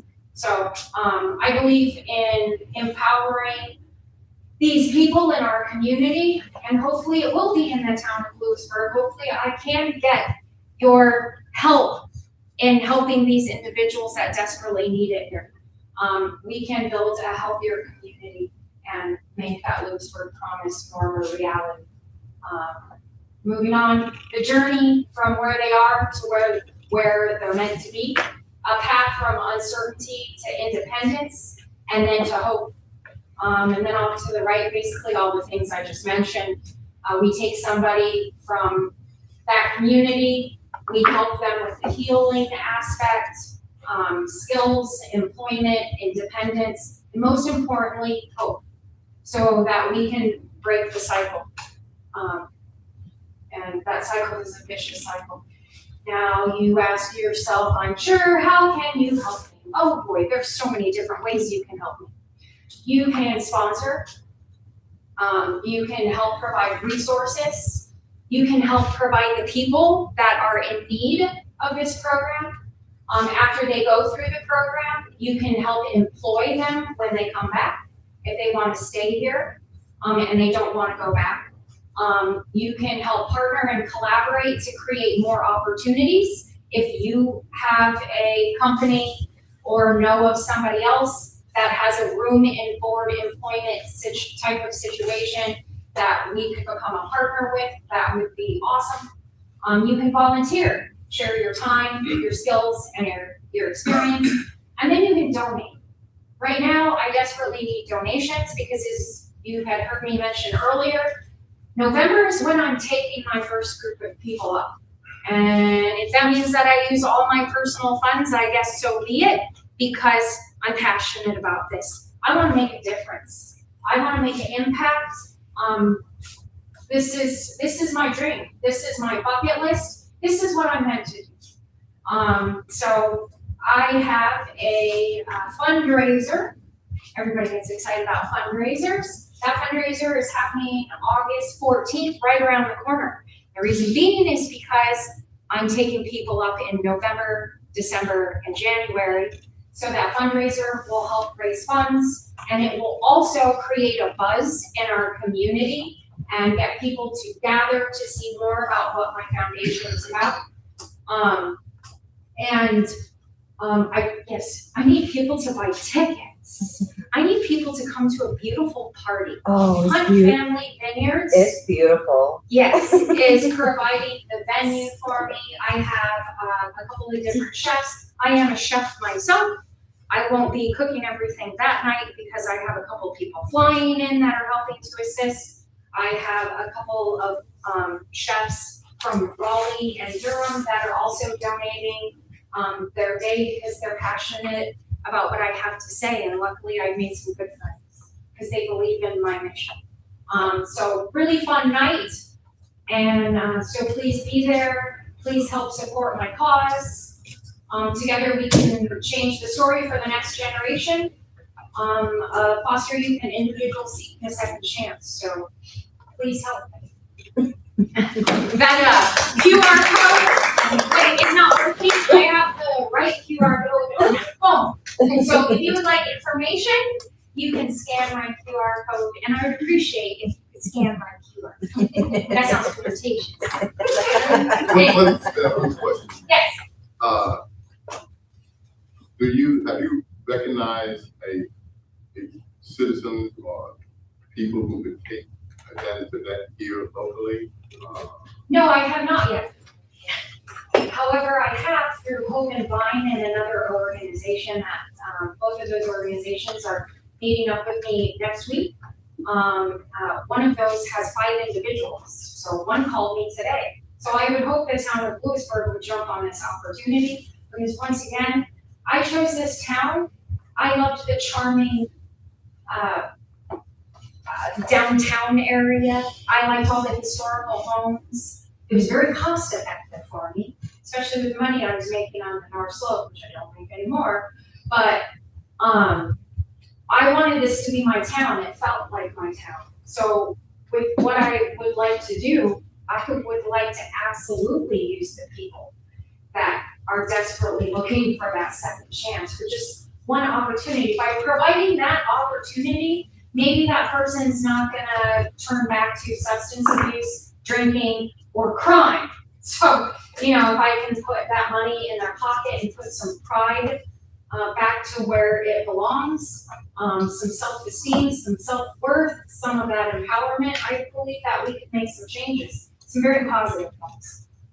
And I would like that to be here and not in Raleigh or Wake Forest. Once again, Beverly has been helping assist me, but I have not had anybody personally reach out yet.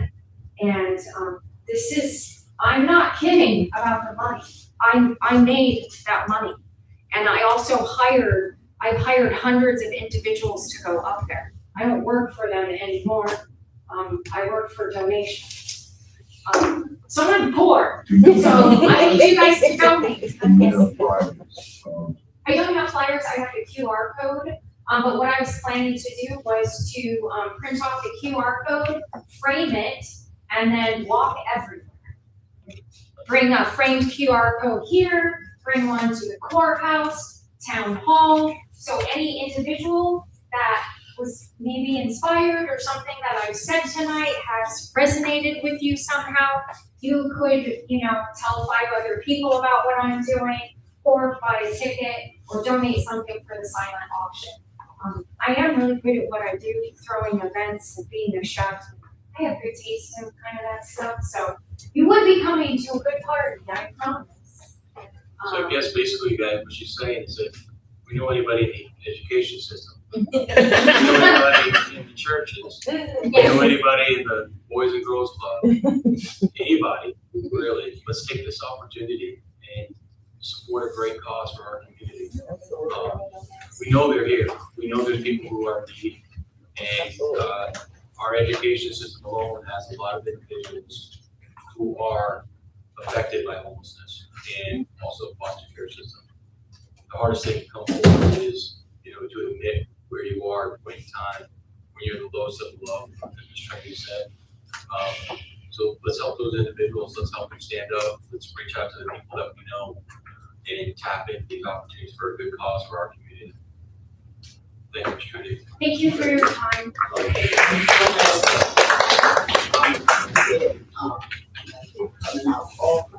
Yes. Oh, for the age group?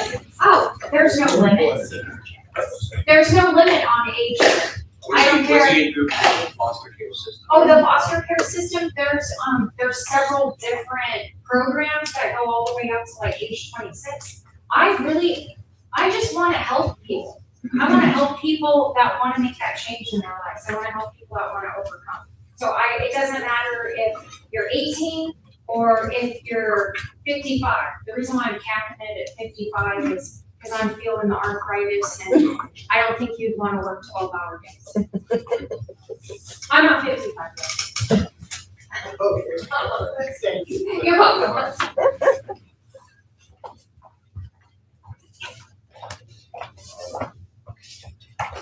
Okay, item number 10, discussion of Senate Bill 1076, fiscal impact.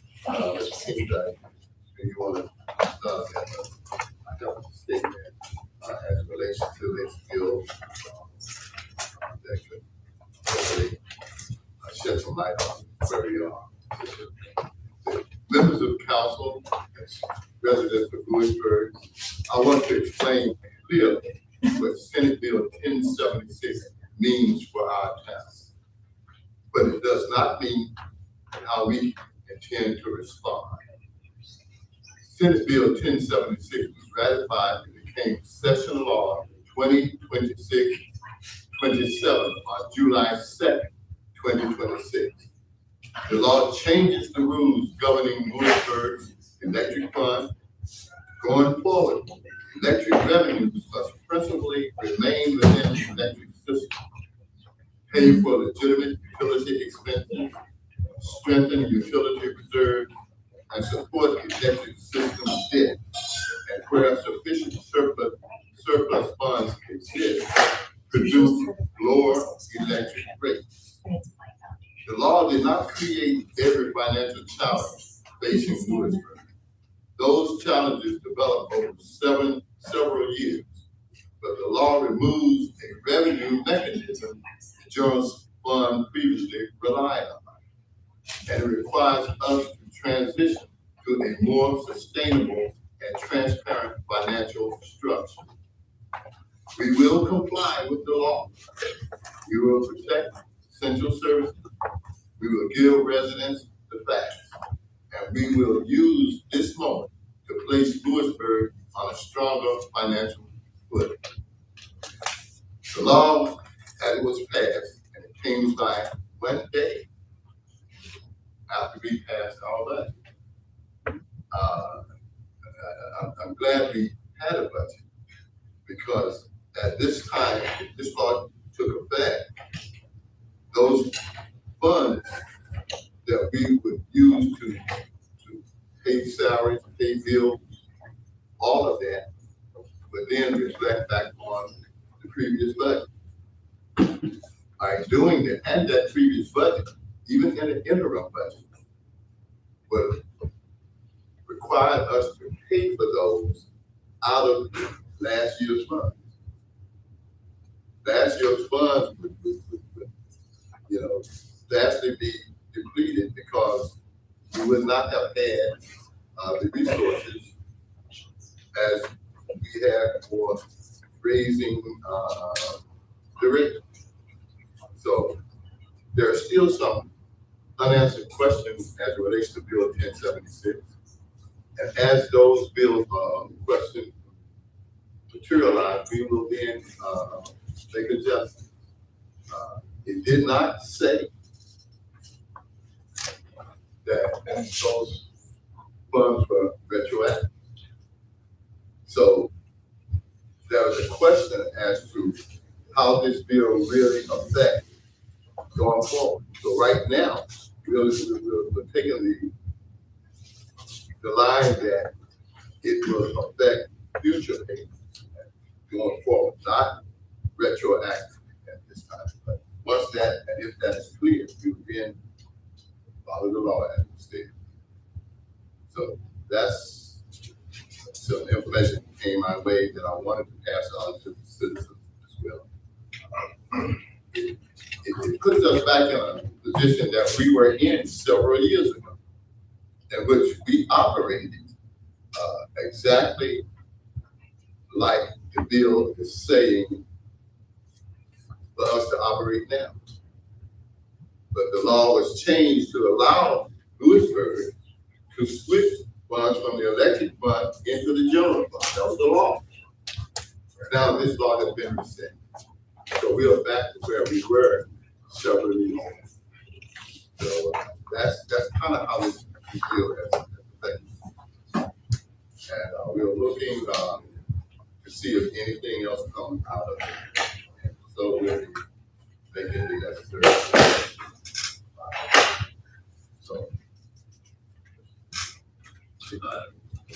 Mayor, thank you for your statement. As we continue planning for the future of Louisburg, I believe that we have an open and honest conversation about the financial challenges ahead. Not to create fear, but to prepare ourselves together. We had a recent 7-cent property tax increase that was an extremely difficult decision that affected every homeowner, business owner, and family in our community. No one on the council took it lightly, and I knew each one of us wants what's best for Louisburg. As part of the fiscal year 2026 budget, the council also implemented significant expenditure reductions and operational recommendations to help address our financial challenges. Those decisions were meaningful and demonstrate our willingness to make difficult choices in the best interest of our community. And I thank everybody on the board, the administration, for those sides. But I say we must look ahead to also consider the impact of the House Bill 1170 that may have the town, that will affect the town of Louisburg. For many years, revenues of the electric fund have helped support general fund operations and the services of our citizens rely on every single day. We've heard a lot of those tonight. If House Bill 1170 prevents municipalities from those revenues in the future, Louisburg needs to identify other sustainable ways to fund those services. It does not mean that taxes are the only solution, but it does mean we need to begin now, than rather later. Based on the town's current budget, 1 penny of the property tax generates approximately $47,000 in revenue. To replace approximately $990,000 solely through property taxes would require roughly an additional 21 cents on a tax increase. I share this not because I believe the path we should take, but because it illustrates the size of the financial challenges we have to face if we don't plan ahead. It's not about assigning blame. Where does this 900,000 come from? That's not how much we transferred. We transferred, what was the amount, Sean, that we transferred in this budget? I think it was 289. I'm talking about overall numbers that we could be impacted. I'm talking about. We just heard that this is going forward. This budget has roughly $289,000 being transferred from the electric fund to the general fund. That's not the budget you showed us. I'm sorry, sir. Sir, will you please keep quiet? You're not in this discussion. I don't want to hear you lying, sir. If I may complete my statement. Talk about that If I may complete my statement. outside of the. If I could complete my statement. Okay. Based on the information that we have regarding the House Bill 1170, my understanding is that the provisions may take effect immediately. These are from discussions with individuals. If I'm correct in this, I believe it is the best interest of our community to begin discussions about potential solutions now. I believe every member of this council shares the same goal, providing quality services while protecting the people who call Louisburg home. We may not always agree on every decision, but I believe that we all want a financial stable future for our town. The challenge also presents an opportunity. Together, we can evaluate our operations, continue identifying efficiencies, pursue grant opportunities, encourage response economic development, strengthen our tax base, and look for additional revenue sources where appropriate.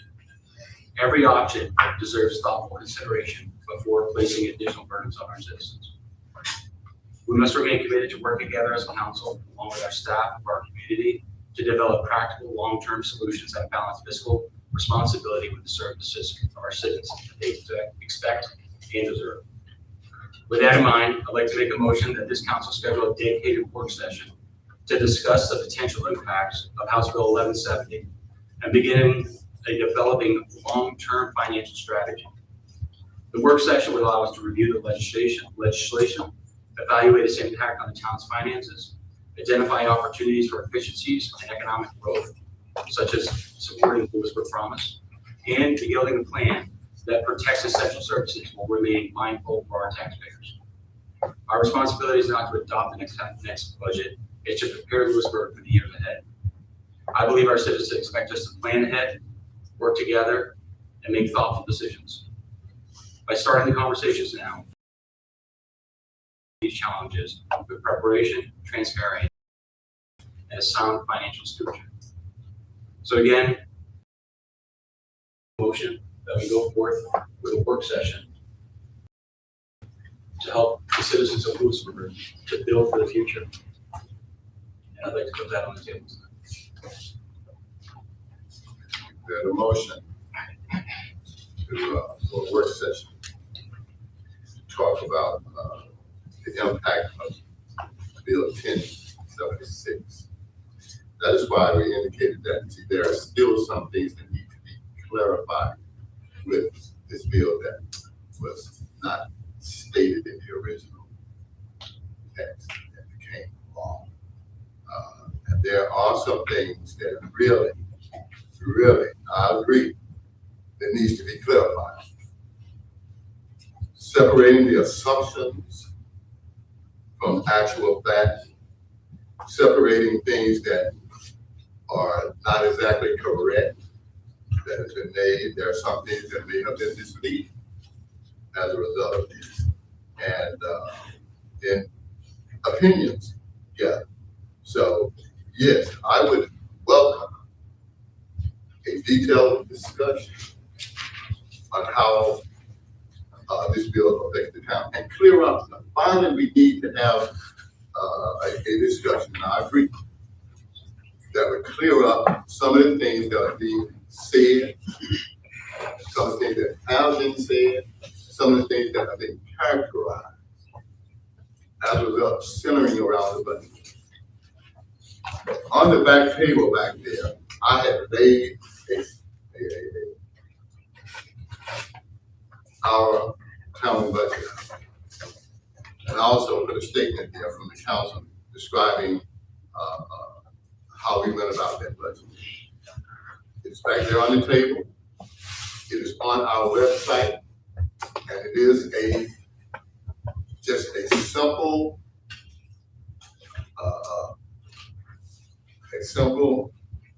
statement that gives all the facts. Nothing in that budget is anything that we have not discussed. So yes, but there are things that I think we need to clarify. And hopefully after that, we can get on the same page. But they're not gonna go back and forth on things. So we can have that one-time discussion to finally clarify. And then hopefully we can move forward. Get everything on the table and clarify, because there have been some assertions made that does not accurately show our process in going through our budget. Figures can be confusing. We need to clarify. And most importantly, we are going through a budget. We have, and I have acknowledged that. The council knows that over and over and over again. We know what our shortcomings are. We are committed to correcting those. And as we do that, we do have, things said that does not truly reflect what the truth is. And numbers can be confusing and boring. And we need to clarify that in such ways that the citizens can understand. So there is our budget for all of you, and I encourage citizens to really just take a look at it. It is on our website, and it's laid out in a document. Hopefully, that you all can understand. If not, you come to town hall, and we explain it to you. So I take the liberty to lay it out. So I second that. Thank you, Mayor. for that discussion. And, we'll counsel Should we hold off on having that discussion until we find out exactly? You've already contacted the Senator Barnes to get clarification on exactly. I did, yes, sir, And I think has Ben here tonight? yes, Huh? I did send a memo. Well, I think there also we need legal input on just exactly, I mean, this bill was done very underhand. So falls within the law, which is the problem, right? So I think we also need to have our legal folks looking at this and whether or not we need to consider legal action. I mean, I am total agreement that we shouldn't be moving funds from the electric fund to the general fund. That was part of the platform I ran on. But I also understand that we can't just wipe that out overnight unless people want to see us raise taxes by 30–40%. So we have to kind of work out a way to transition into this, away from this current transfer and still meet the needs of our electric fund. Thank you both for supporting exactly what I just said. Doc Stover, Mayor, both of you, I appreciate that. Because, Again, what I'm calling for, if I may, please, Mayor, what I'm calling for is us to plan ahead. I don't want to just circle the airport. I want to land the plane. We actually did a planning session like this last year, so we ought to do a follow-up. I agree. The plans are fluid. And we need to move forward in, as we've heard, from an outcry from our citizens over and over and over again. A foundation they're concerned about. And I think we can all justify that. We can all support that. I applaud Mr. Midland for putting in the work with the proposed budget that he brought. That's no joke. That is hard work. Some hard decisions had to be made. I want to see us come together as a unified group to plan ahead on how we approach this situation.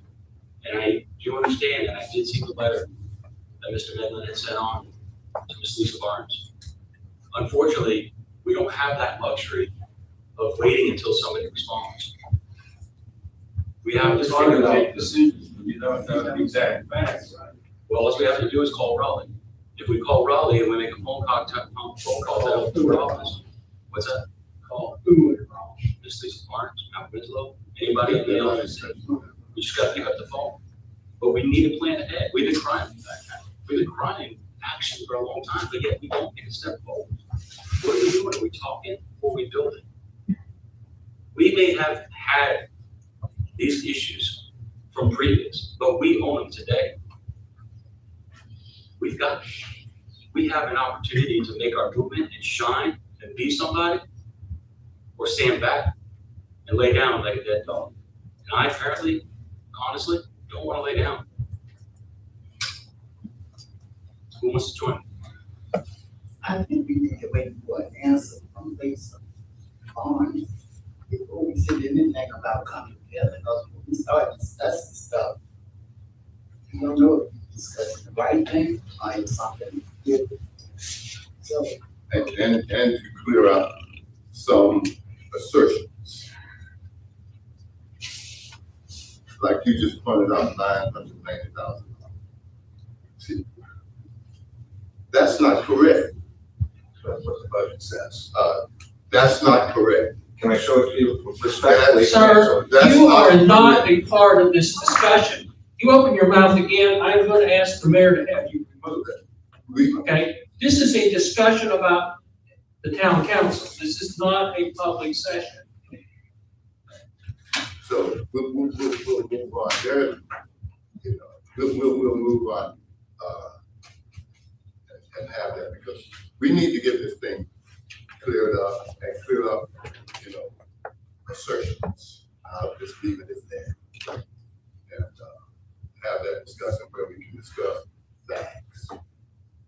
Numbers can be confusing. And you can draw conclusions from numbers. That is why it's so important that we get our audit straight, and we are working on it. Where do we stand on it? Sean is working very diligently with these auditors. Auditors coming, we're giving them information every day. And until we get that information, assertions should not be made on our financial condition. Auditors and accountants deal with facts as it relates to them. So in the newspaper article that wrote, Mary, you promised that the audits would be done. I said auditors will be, some of the audits will be available in about a month, as what was told to us. Now, these auditors are working real hard, and they're working with thousands and thousands of transactions, and it takes time. I appreciate that, but we're also giving taxpayers dollars. Of course, that is an assertion. I mean, not that, but yeah, we are dealing with taxpayers' money.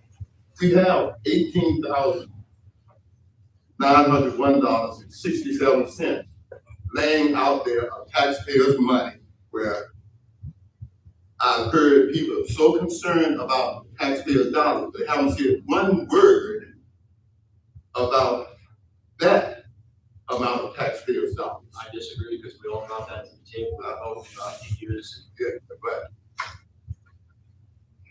there has not been any other discussion about it. So there's a motion on the table. If I stand, if we look at this day, you yourself make a second.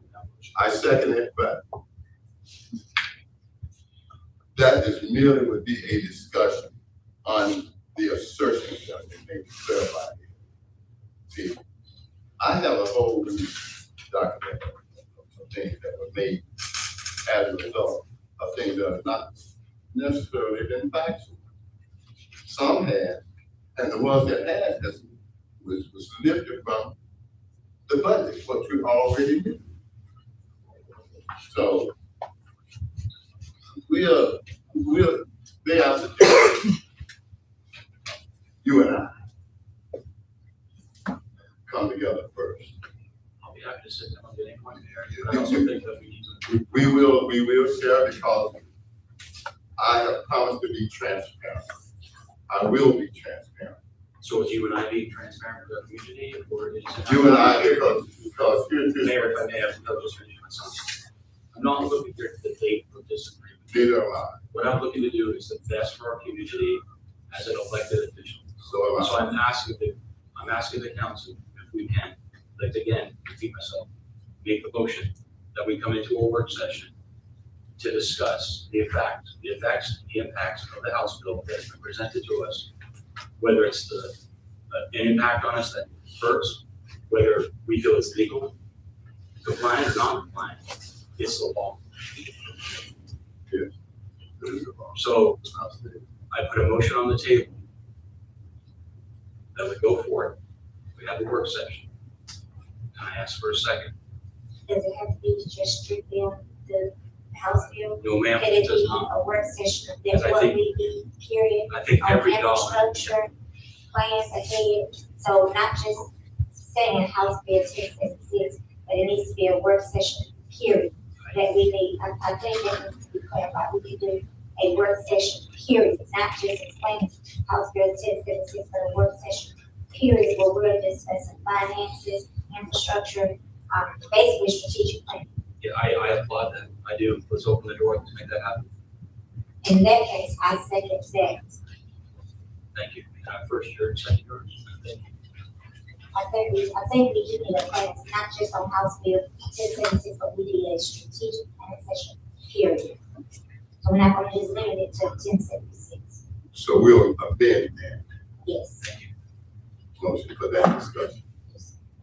And I think we should do it ASAP. I'm busy for the next 3 weeks. And I think we still need to wait for the outcome, because everything is not clarified. What are we gonna discuss? What is stuck in your hand? First week, you want us to abide by it, but now the clarification.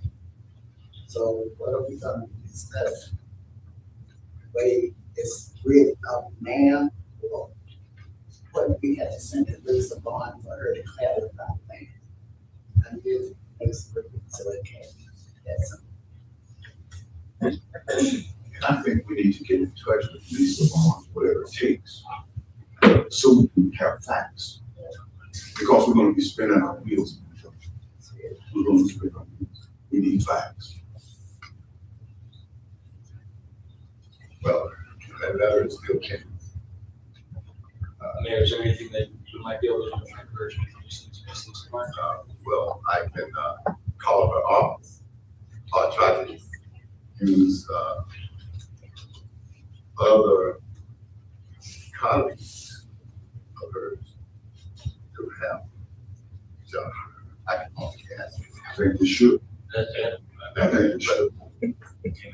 Because it is an urgent thing, very important that we find out now. So whatever we can do to get her attention, so we can get an understanding of this, then we can move forward with some type of strategic plan. Otherwise, we're gonna spin our wheels, we're gonna be back in the same boat a month from now, trying to get the same results. I don't see that. I'm all in agreement with coming together, meeting. You know, I do want that statement. I am in agreement with that. It's very much needed, you know, especially with, you know, we deal with this house built as well as infrastructure and all of these other things that we are facing that we had no parts in.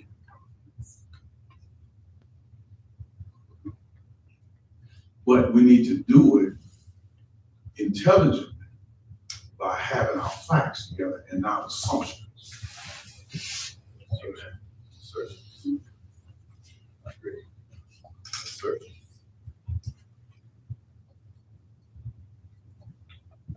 So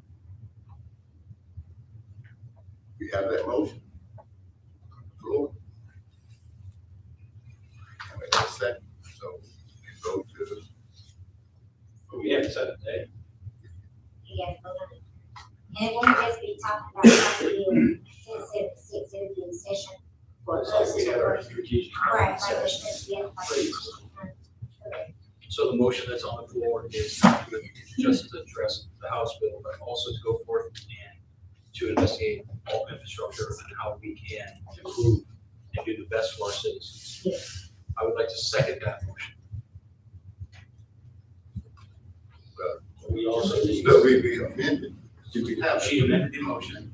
I'm seconding the motion as we stand right now. To go forth, have a discussion as a group, as a council. To have open discussion regarding House bill and also how we're going to address our infrastructure needs for our community moving forward. That is my second. If I'm understanding your motion correctly. Okay. You heard the motion and second. All in favor of having this discussion? Discussion. Including with the education. And to contact Lisa Barnes for any additional information. All in favor? Aye. All opposed? Nay.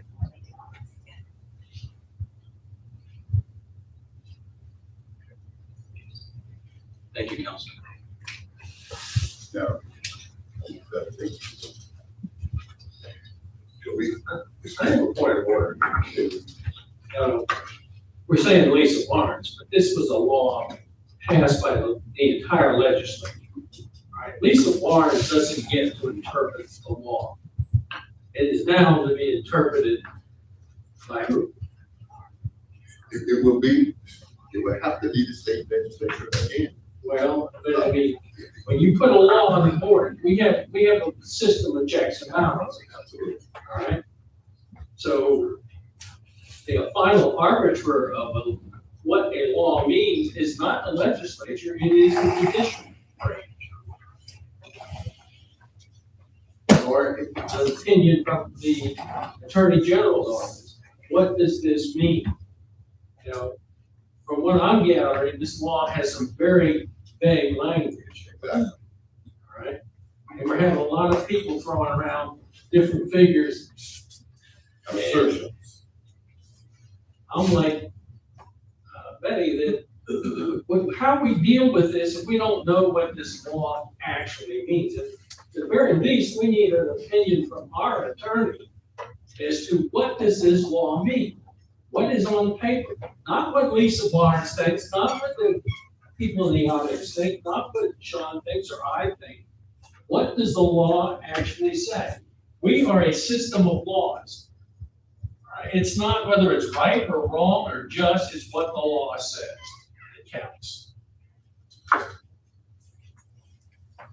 And it seems to me, how do we make decisions on this if we don't know what this law actually says?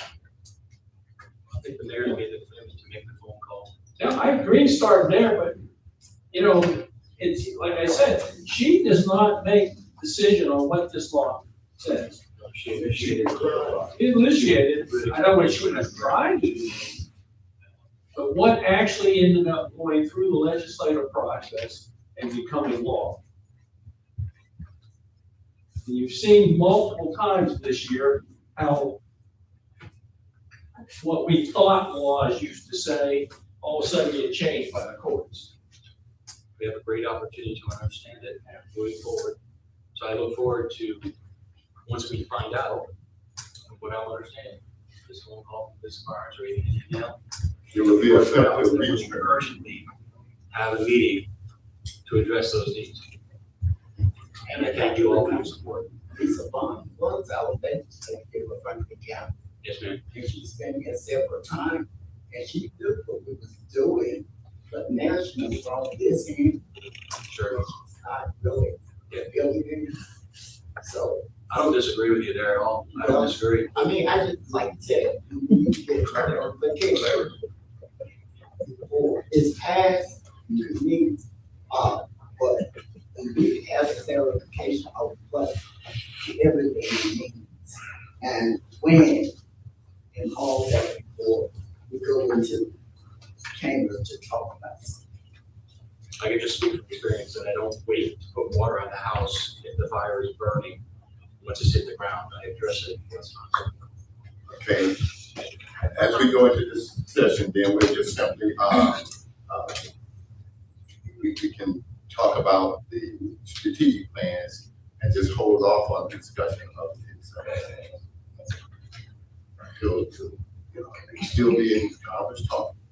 Because see, I don't think you're gonna get an answer, even using the contacts in Raleigh. Because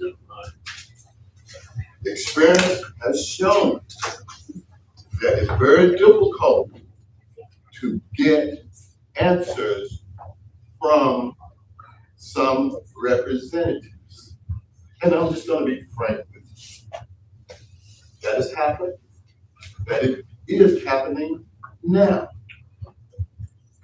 And so we can have a discussion, but I doubt we'll get an answer from Lisa Barnes' office about this. I doubt she'll even follow back up. She hasn't followed back up yet. And the legislature is not in session. So it's going to be hard. So I would suggest we could be in having that discussion would be basically about strategic plans. Omitting a discussion in 7062, we do get some clarification to give them back.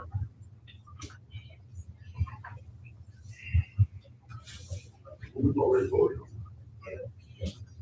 So the discussion, you can't go back and change.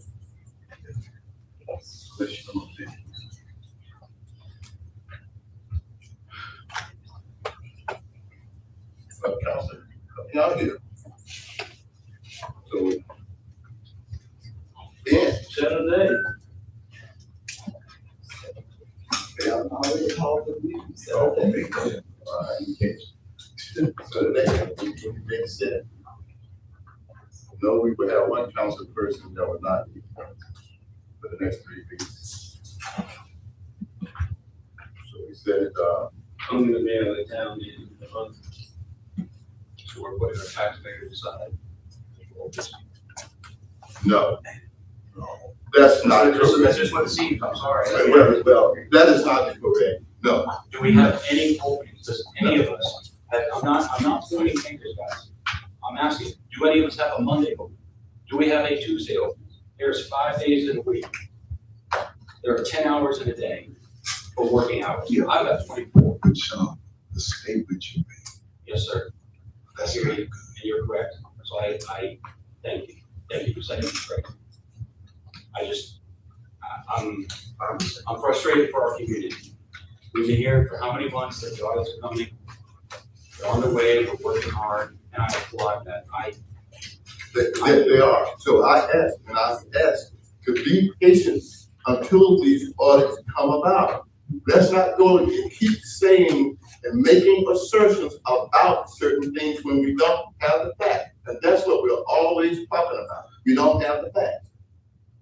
So, and the auditors are working every day for this. And we've said this over and over and over again. They are working. We are providing them information. And we get requests from citizens to provide input, some information. Because they're tired. And we are too. Good. We are too, and the auditors are tired. In order to have factual information, priority for information going toward the auditor's purpose. We are not denying that citizens who ask for information will be denied that information. They're entitled, but we're going to provide information that is being asked of us from the auditors first. Then we will then move to fill those requests that are asked of us by citizens. But I want to say tonight that information, financial information, we will be providing to the auditors first. Then provide information to the citizens per their request. Because the audits are important. Because you keep pounding us about the audits. So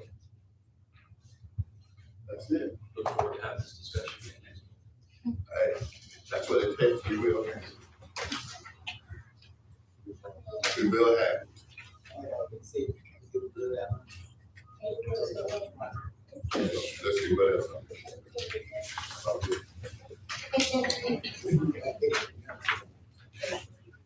Okay. Come on up, Brown. There are surplus items to be sold. Go. Thank you, Mayor, members of the council.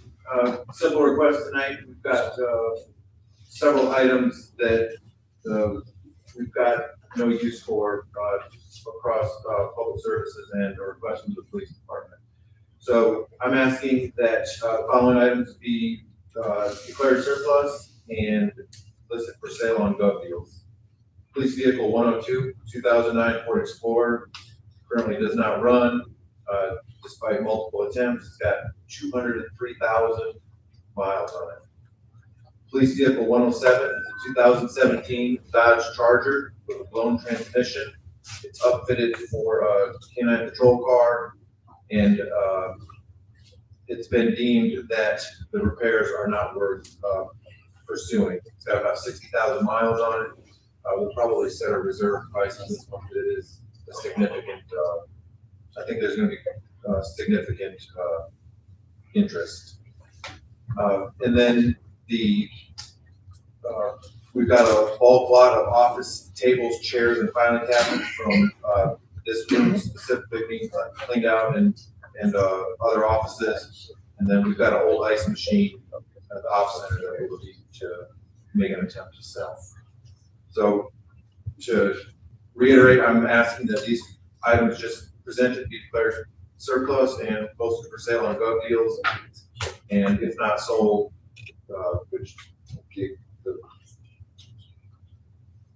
and if not sold, be allowed to be properly disposed of, which most likely that would be the chair's table.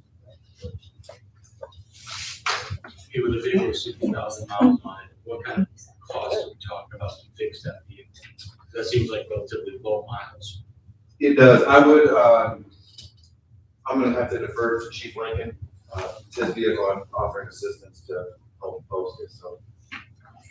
It was under $10,000 to fix, but that particular vehicle had been in and out of the shop so much that the thought was not to pour any more money into that vehicle. We have 2 working K9 vehicles now with a third on the way, so that one of those 3 will become the spare car. Having a vehicle such as that Dodge Charger that it doesn't stay on the road often, it would be more of a benefit to the town to sell it for whatever funds we can get and then turn those funds around possibly into another vehicle. So you'd say we probably spent more than the value in the long term. We would get there if we poured money into that transaction. All right, thank you. Appreciate that. I move we accept his recommendations to surplus all of this equipment. Okay, Second that motion. The move is properly second, that we declare the surplus sale of go deals, and allow for disposal of items. Thank you. All right. Yeah. Thank you. Second.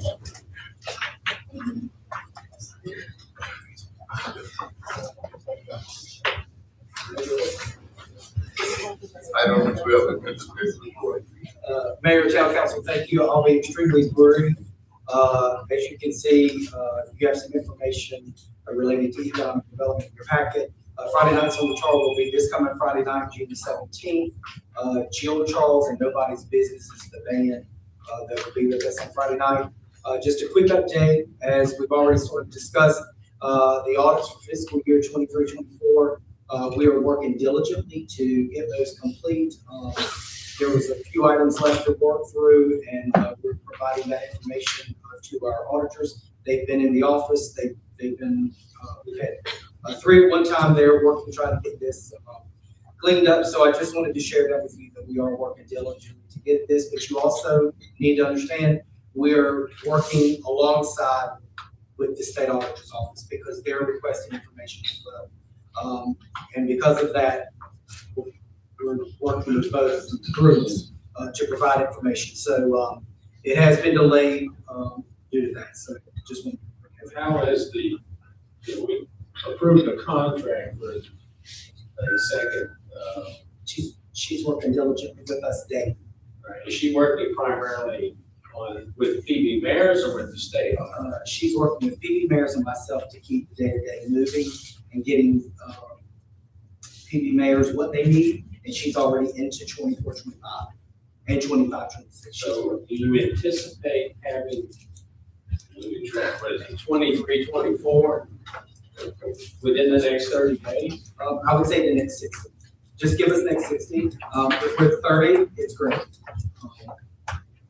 But I'd rather be a little more conservative than say, yes, next 30 days, but I do want to be very, very quick.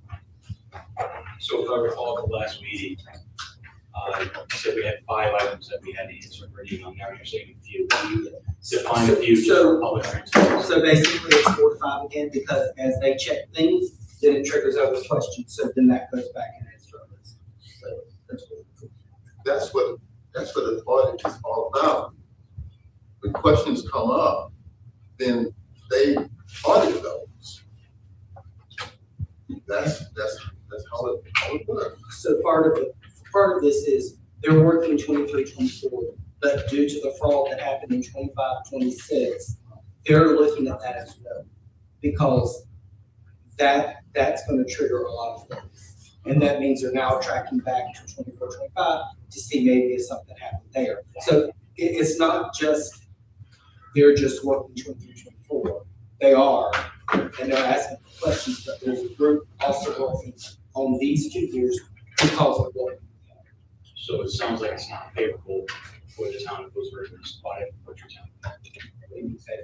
Well, you're using the words, we have to backtrack with what we found.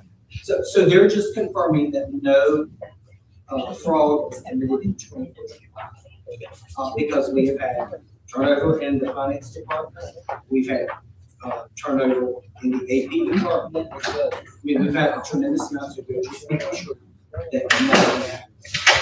That because we identified them, we found the fraud, we identified them, we've got fraud, we know it. We need help with making sure that we've covered everything, we caught it. And so they're working with us. Thank you, we transparency. Both, but they were both working on that. Okay. Yes. Thank you. All right, Mayor, I will forego, the only thing I wanted to say is that we have put out, a budget statement there, it's on the table there, and encourage you to go to our website and see that. Also did our usual, monthly, so, police report, excuse me. I know we've all been here a while, we'll be real quick. I want to recognize we've had some advancements with certification for our officers. We had Officer Lonnie Shoemaker and Officer Bill Mancini have been awarded their advanced law enforcement certificates. Robert Simmons was awarded his intermediate law enforcement certificate. Officer Jeremy Horn was promoted to sergeant. And Officer Dylan Mancini also completed the general instructor training, which gives us now 2 instructors in-house. We had a couple of shooting incidents that one we're investigating, one we're assisting the sheriff's office. The sheriff's office incident involved a bullet that hit the Cross Creek Charter School. No students, no teachers, nothing, nobody was hurt. Is this during school? No, the school was dragged out, so there wasn't anybody in school even during the day. But the shooting happened overnight, there wasn't anybody there. Other than that, just want to remind everybody that, summertime, vehicles are hot, we'll be kids for animals. How often is housing an issue for recruiting new officers? Retention to officers? Once in a while, we'll have somebody that will live outside the 30-mile take-home car range that will apply. So if they be a good candidate and for them, either taking a pay cut and or losing the take-home car, if they're working for a current department where they have a take-home vehicle, and maybe they make a little bit more than what they make here, they can't take both. They can maybe take a pay cut, they can take a car. With these new apartments that we just approved, would they possibly be something that would be helpful in recruiting, or it's something that could be put forward that we consider maybe reserve, like renting an apartment and then we can turn around and sublease to one of our officers? That would be something I would defer to. Well, I'm not asking we'll deal with the finances. What I'm asking you is, did you see that as a recruitment retention advantage? Yeah. I think any sort of something like that, it's got, we can offer, and it would be up to that individual whether or not they see that as, walk to work, as opposed to having to drive an hour in the car every place. That might be some traffic.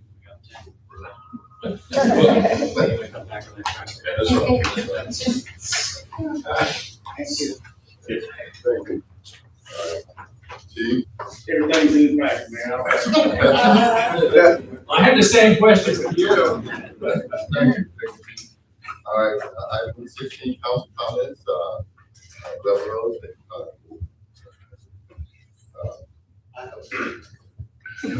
I just wanted to put a shout out to the pregnant time.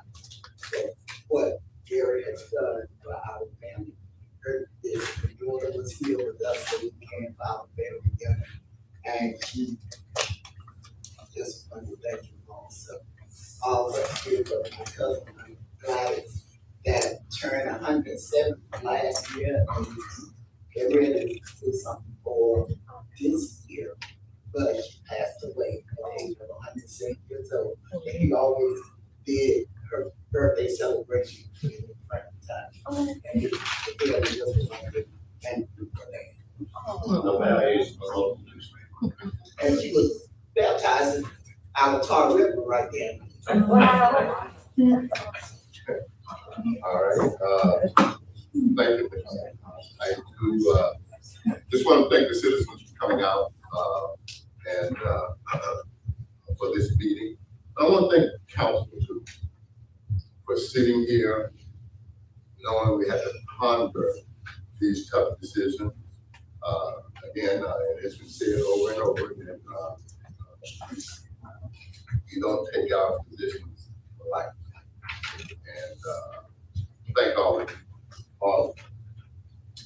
for taking on this. And you know, it's not an easy job, and it's not with a lot of glory.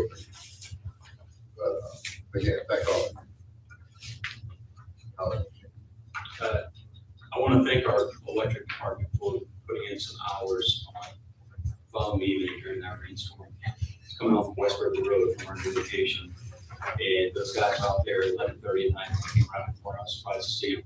I had no idea it was in Frankfurton, and there they were working. And then I was back on the road at 8:30 in the morning. They were pulling out again to address another issue on West River Road. So I applaud them. The hours that they put in are quite extensive. And that goes for all of our teams. So Lee, if you could please pass that on.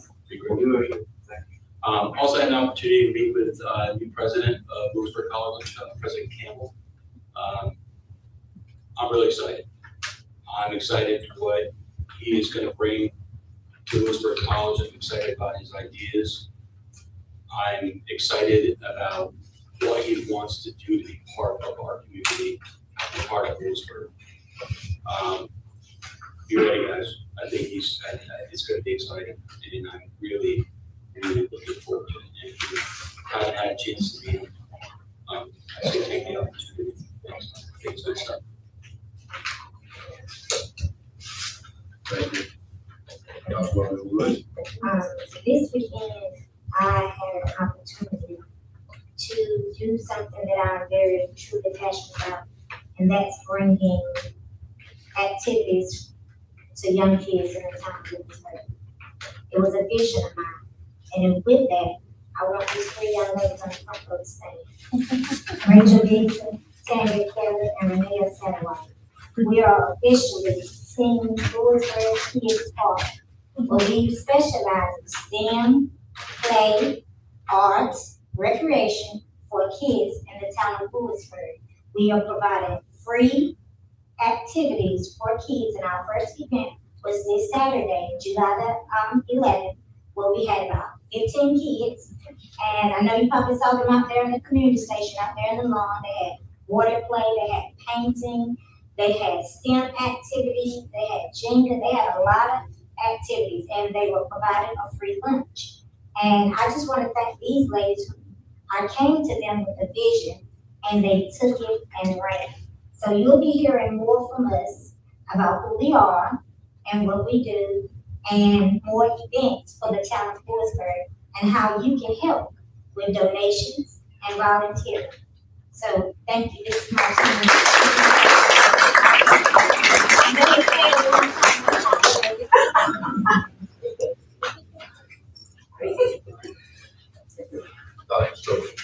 So I get the last word. Yes, sir. Yes, sir. We made a really tough decision with that. What to do up there on.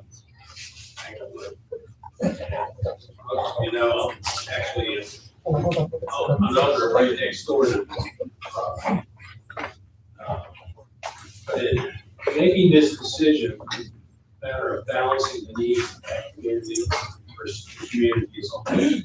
This is property, this is something that this community desperately needs.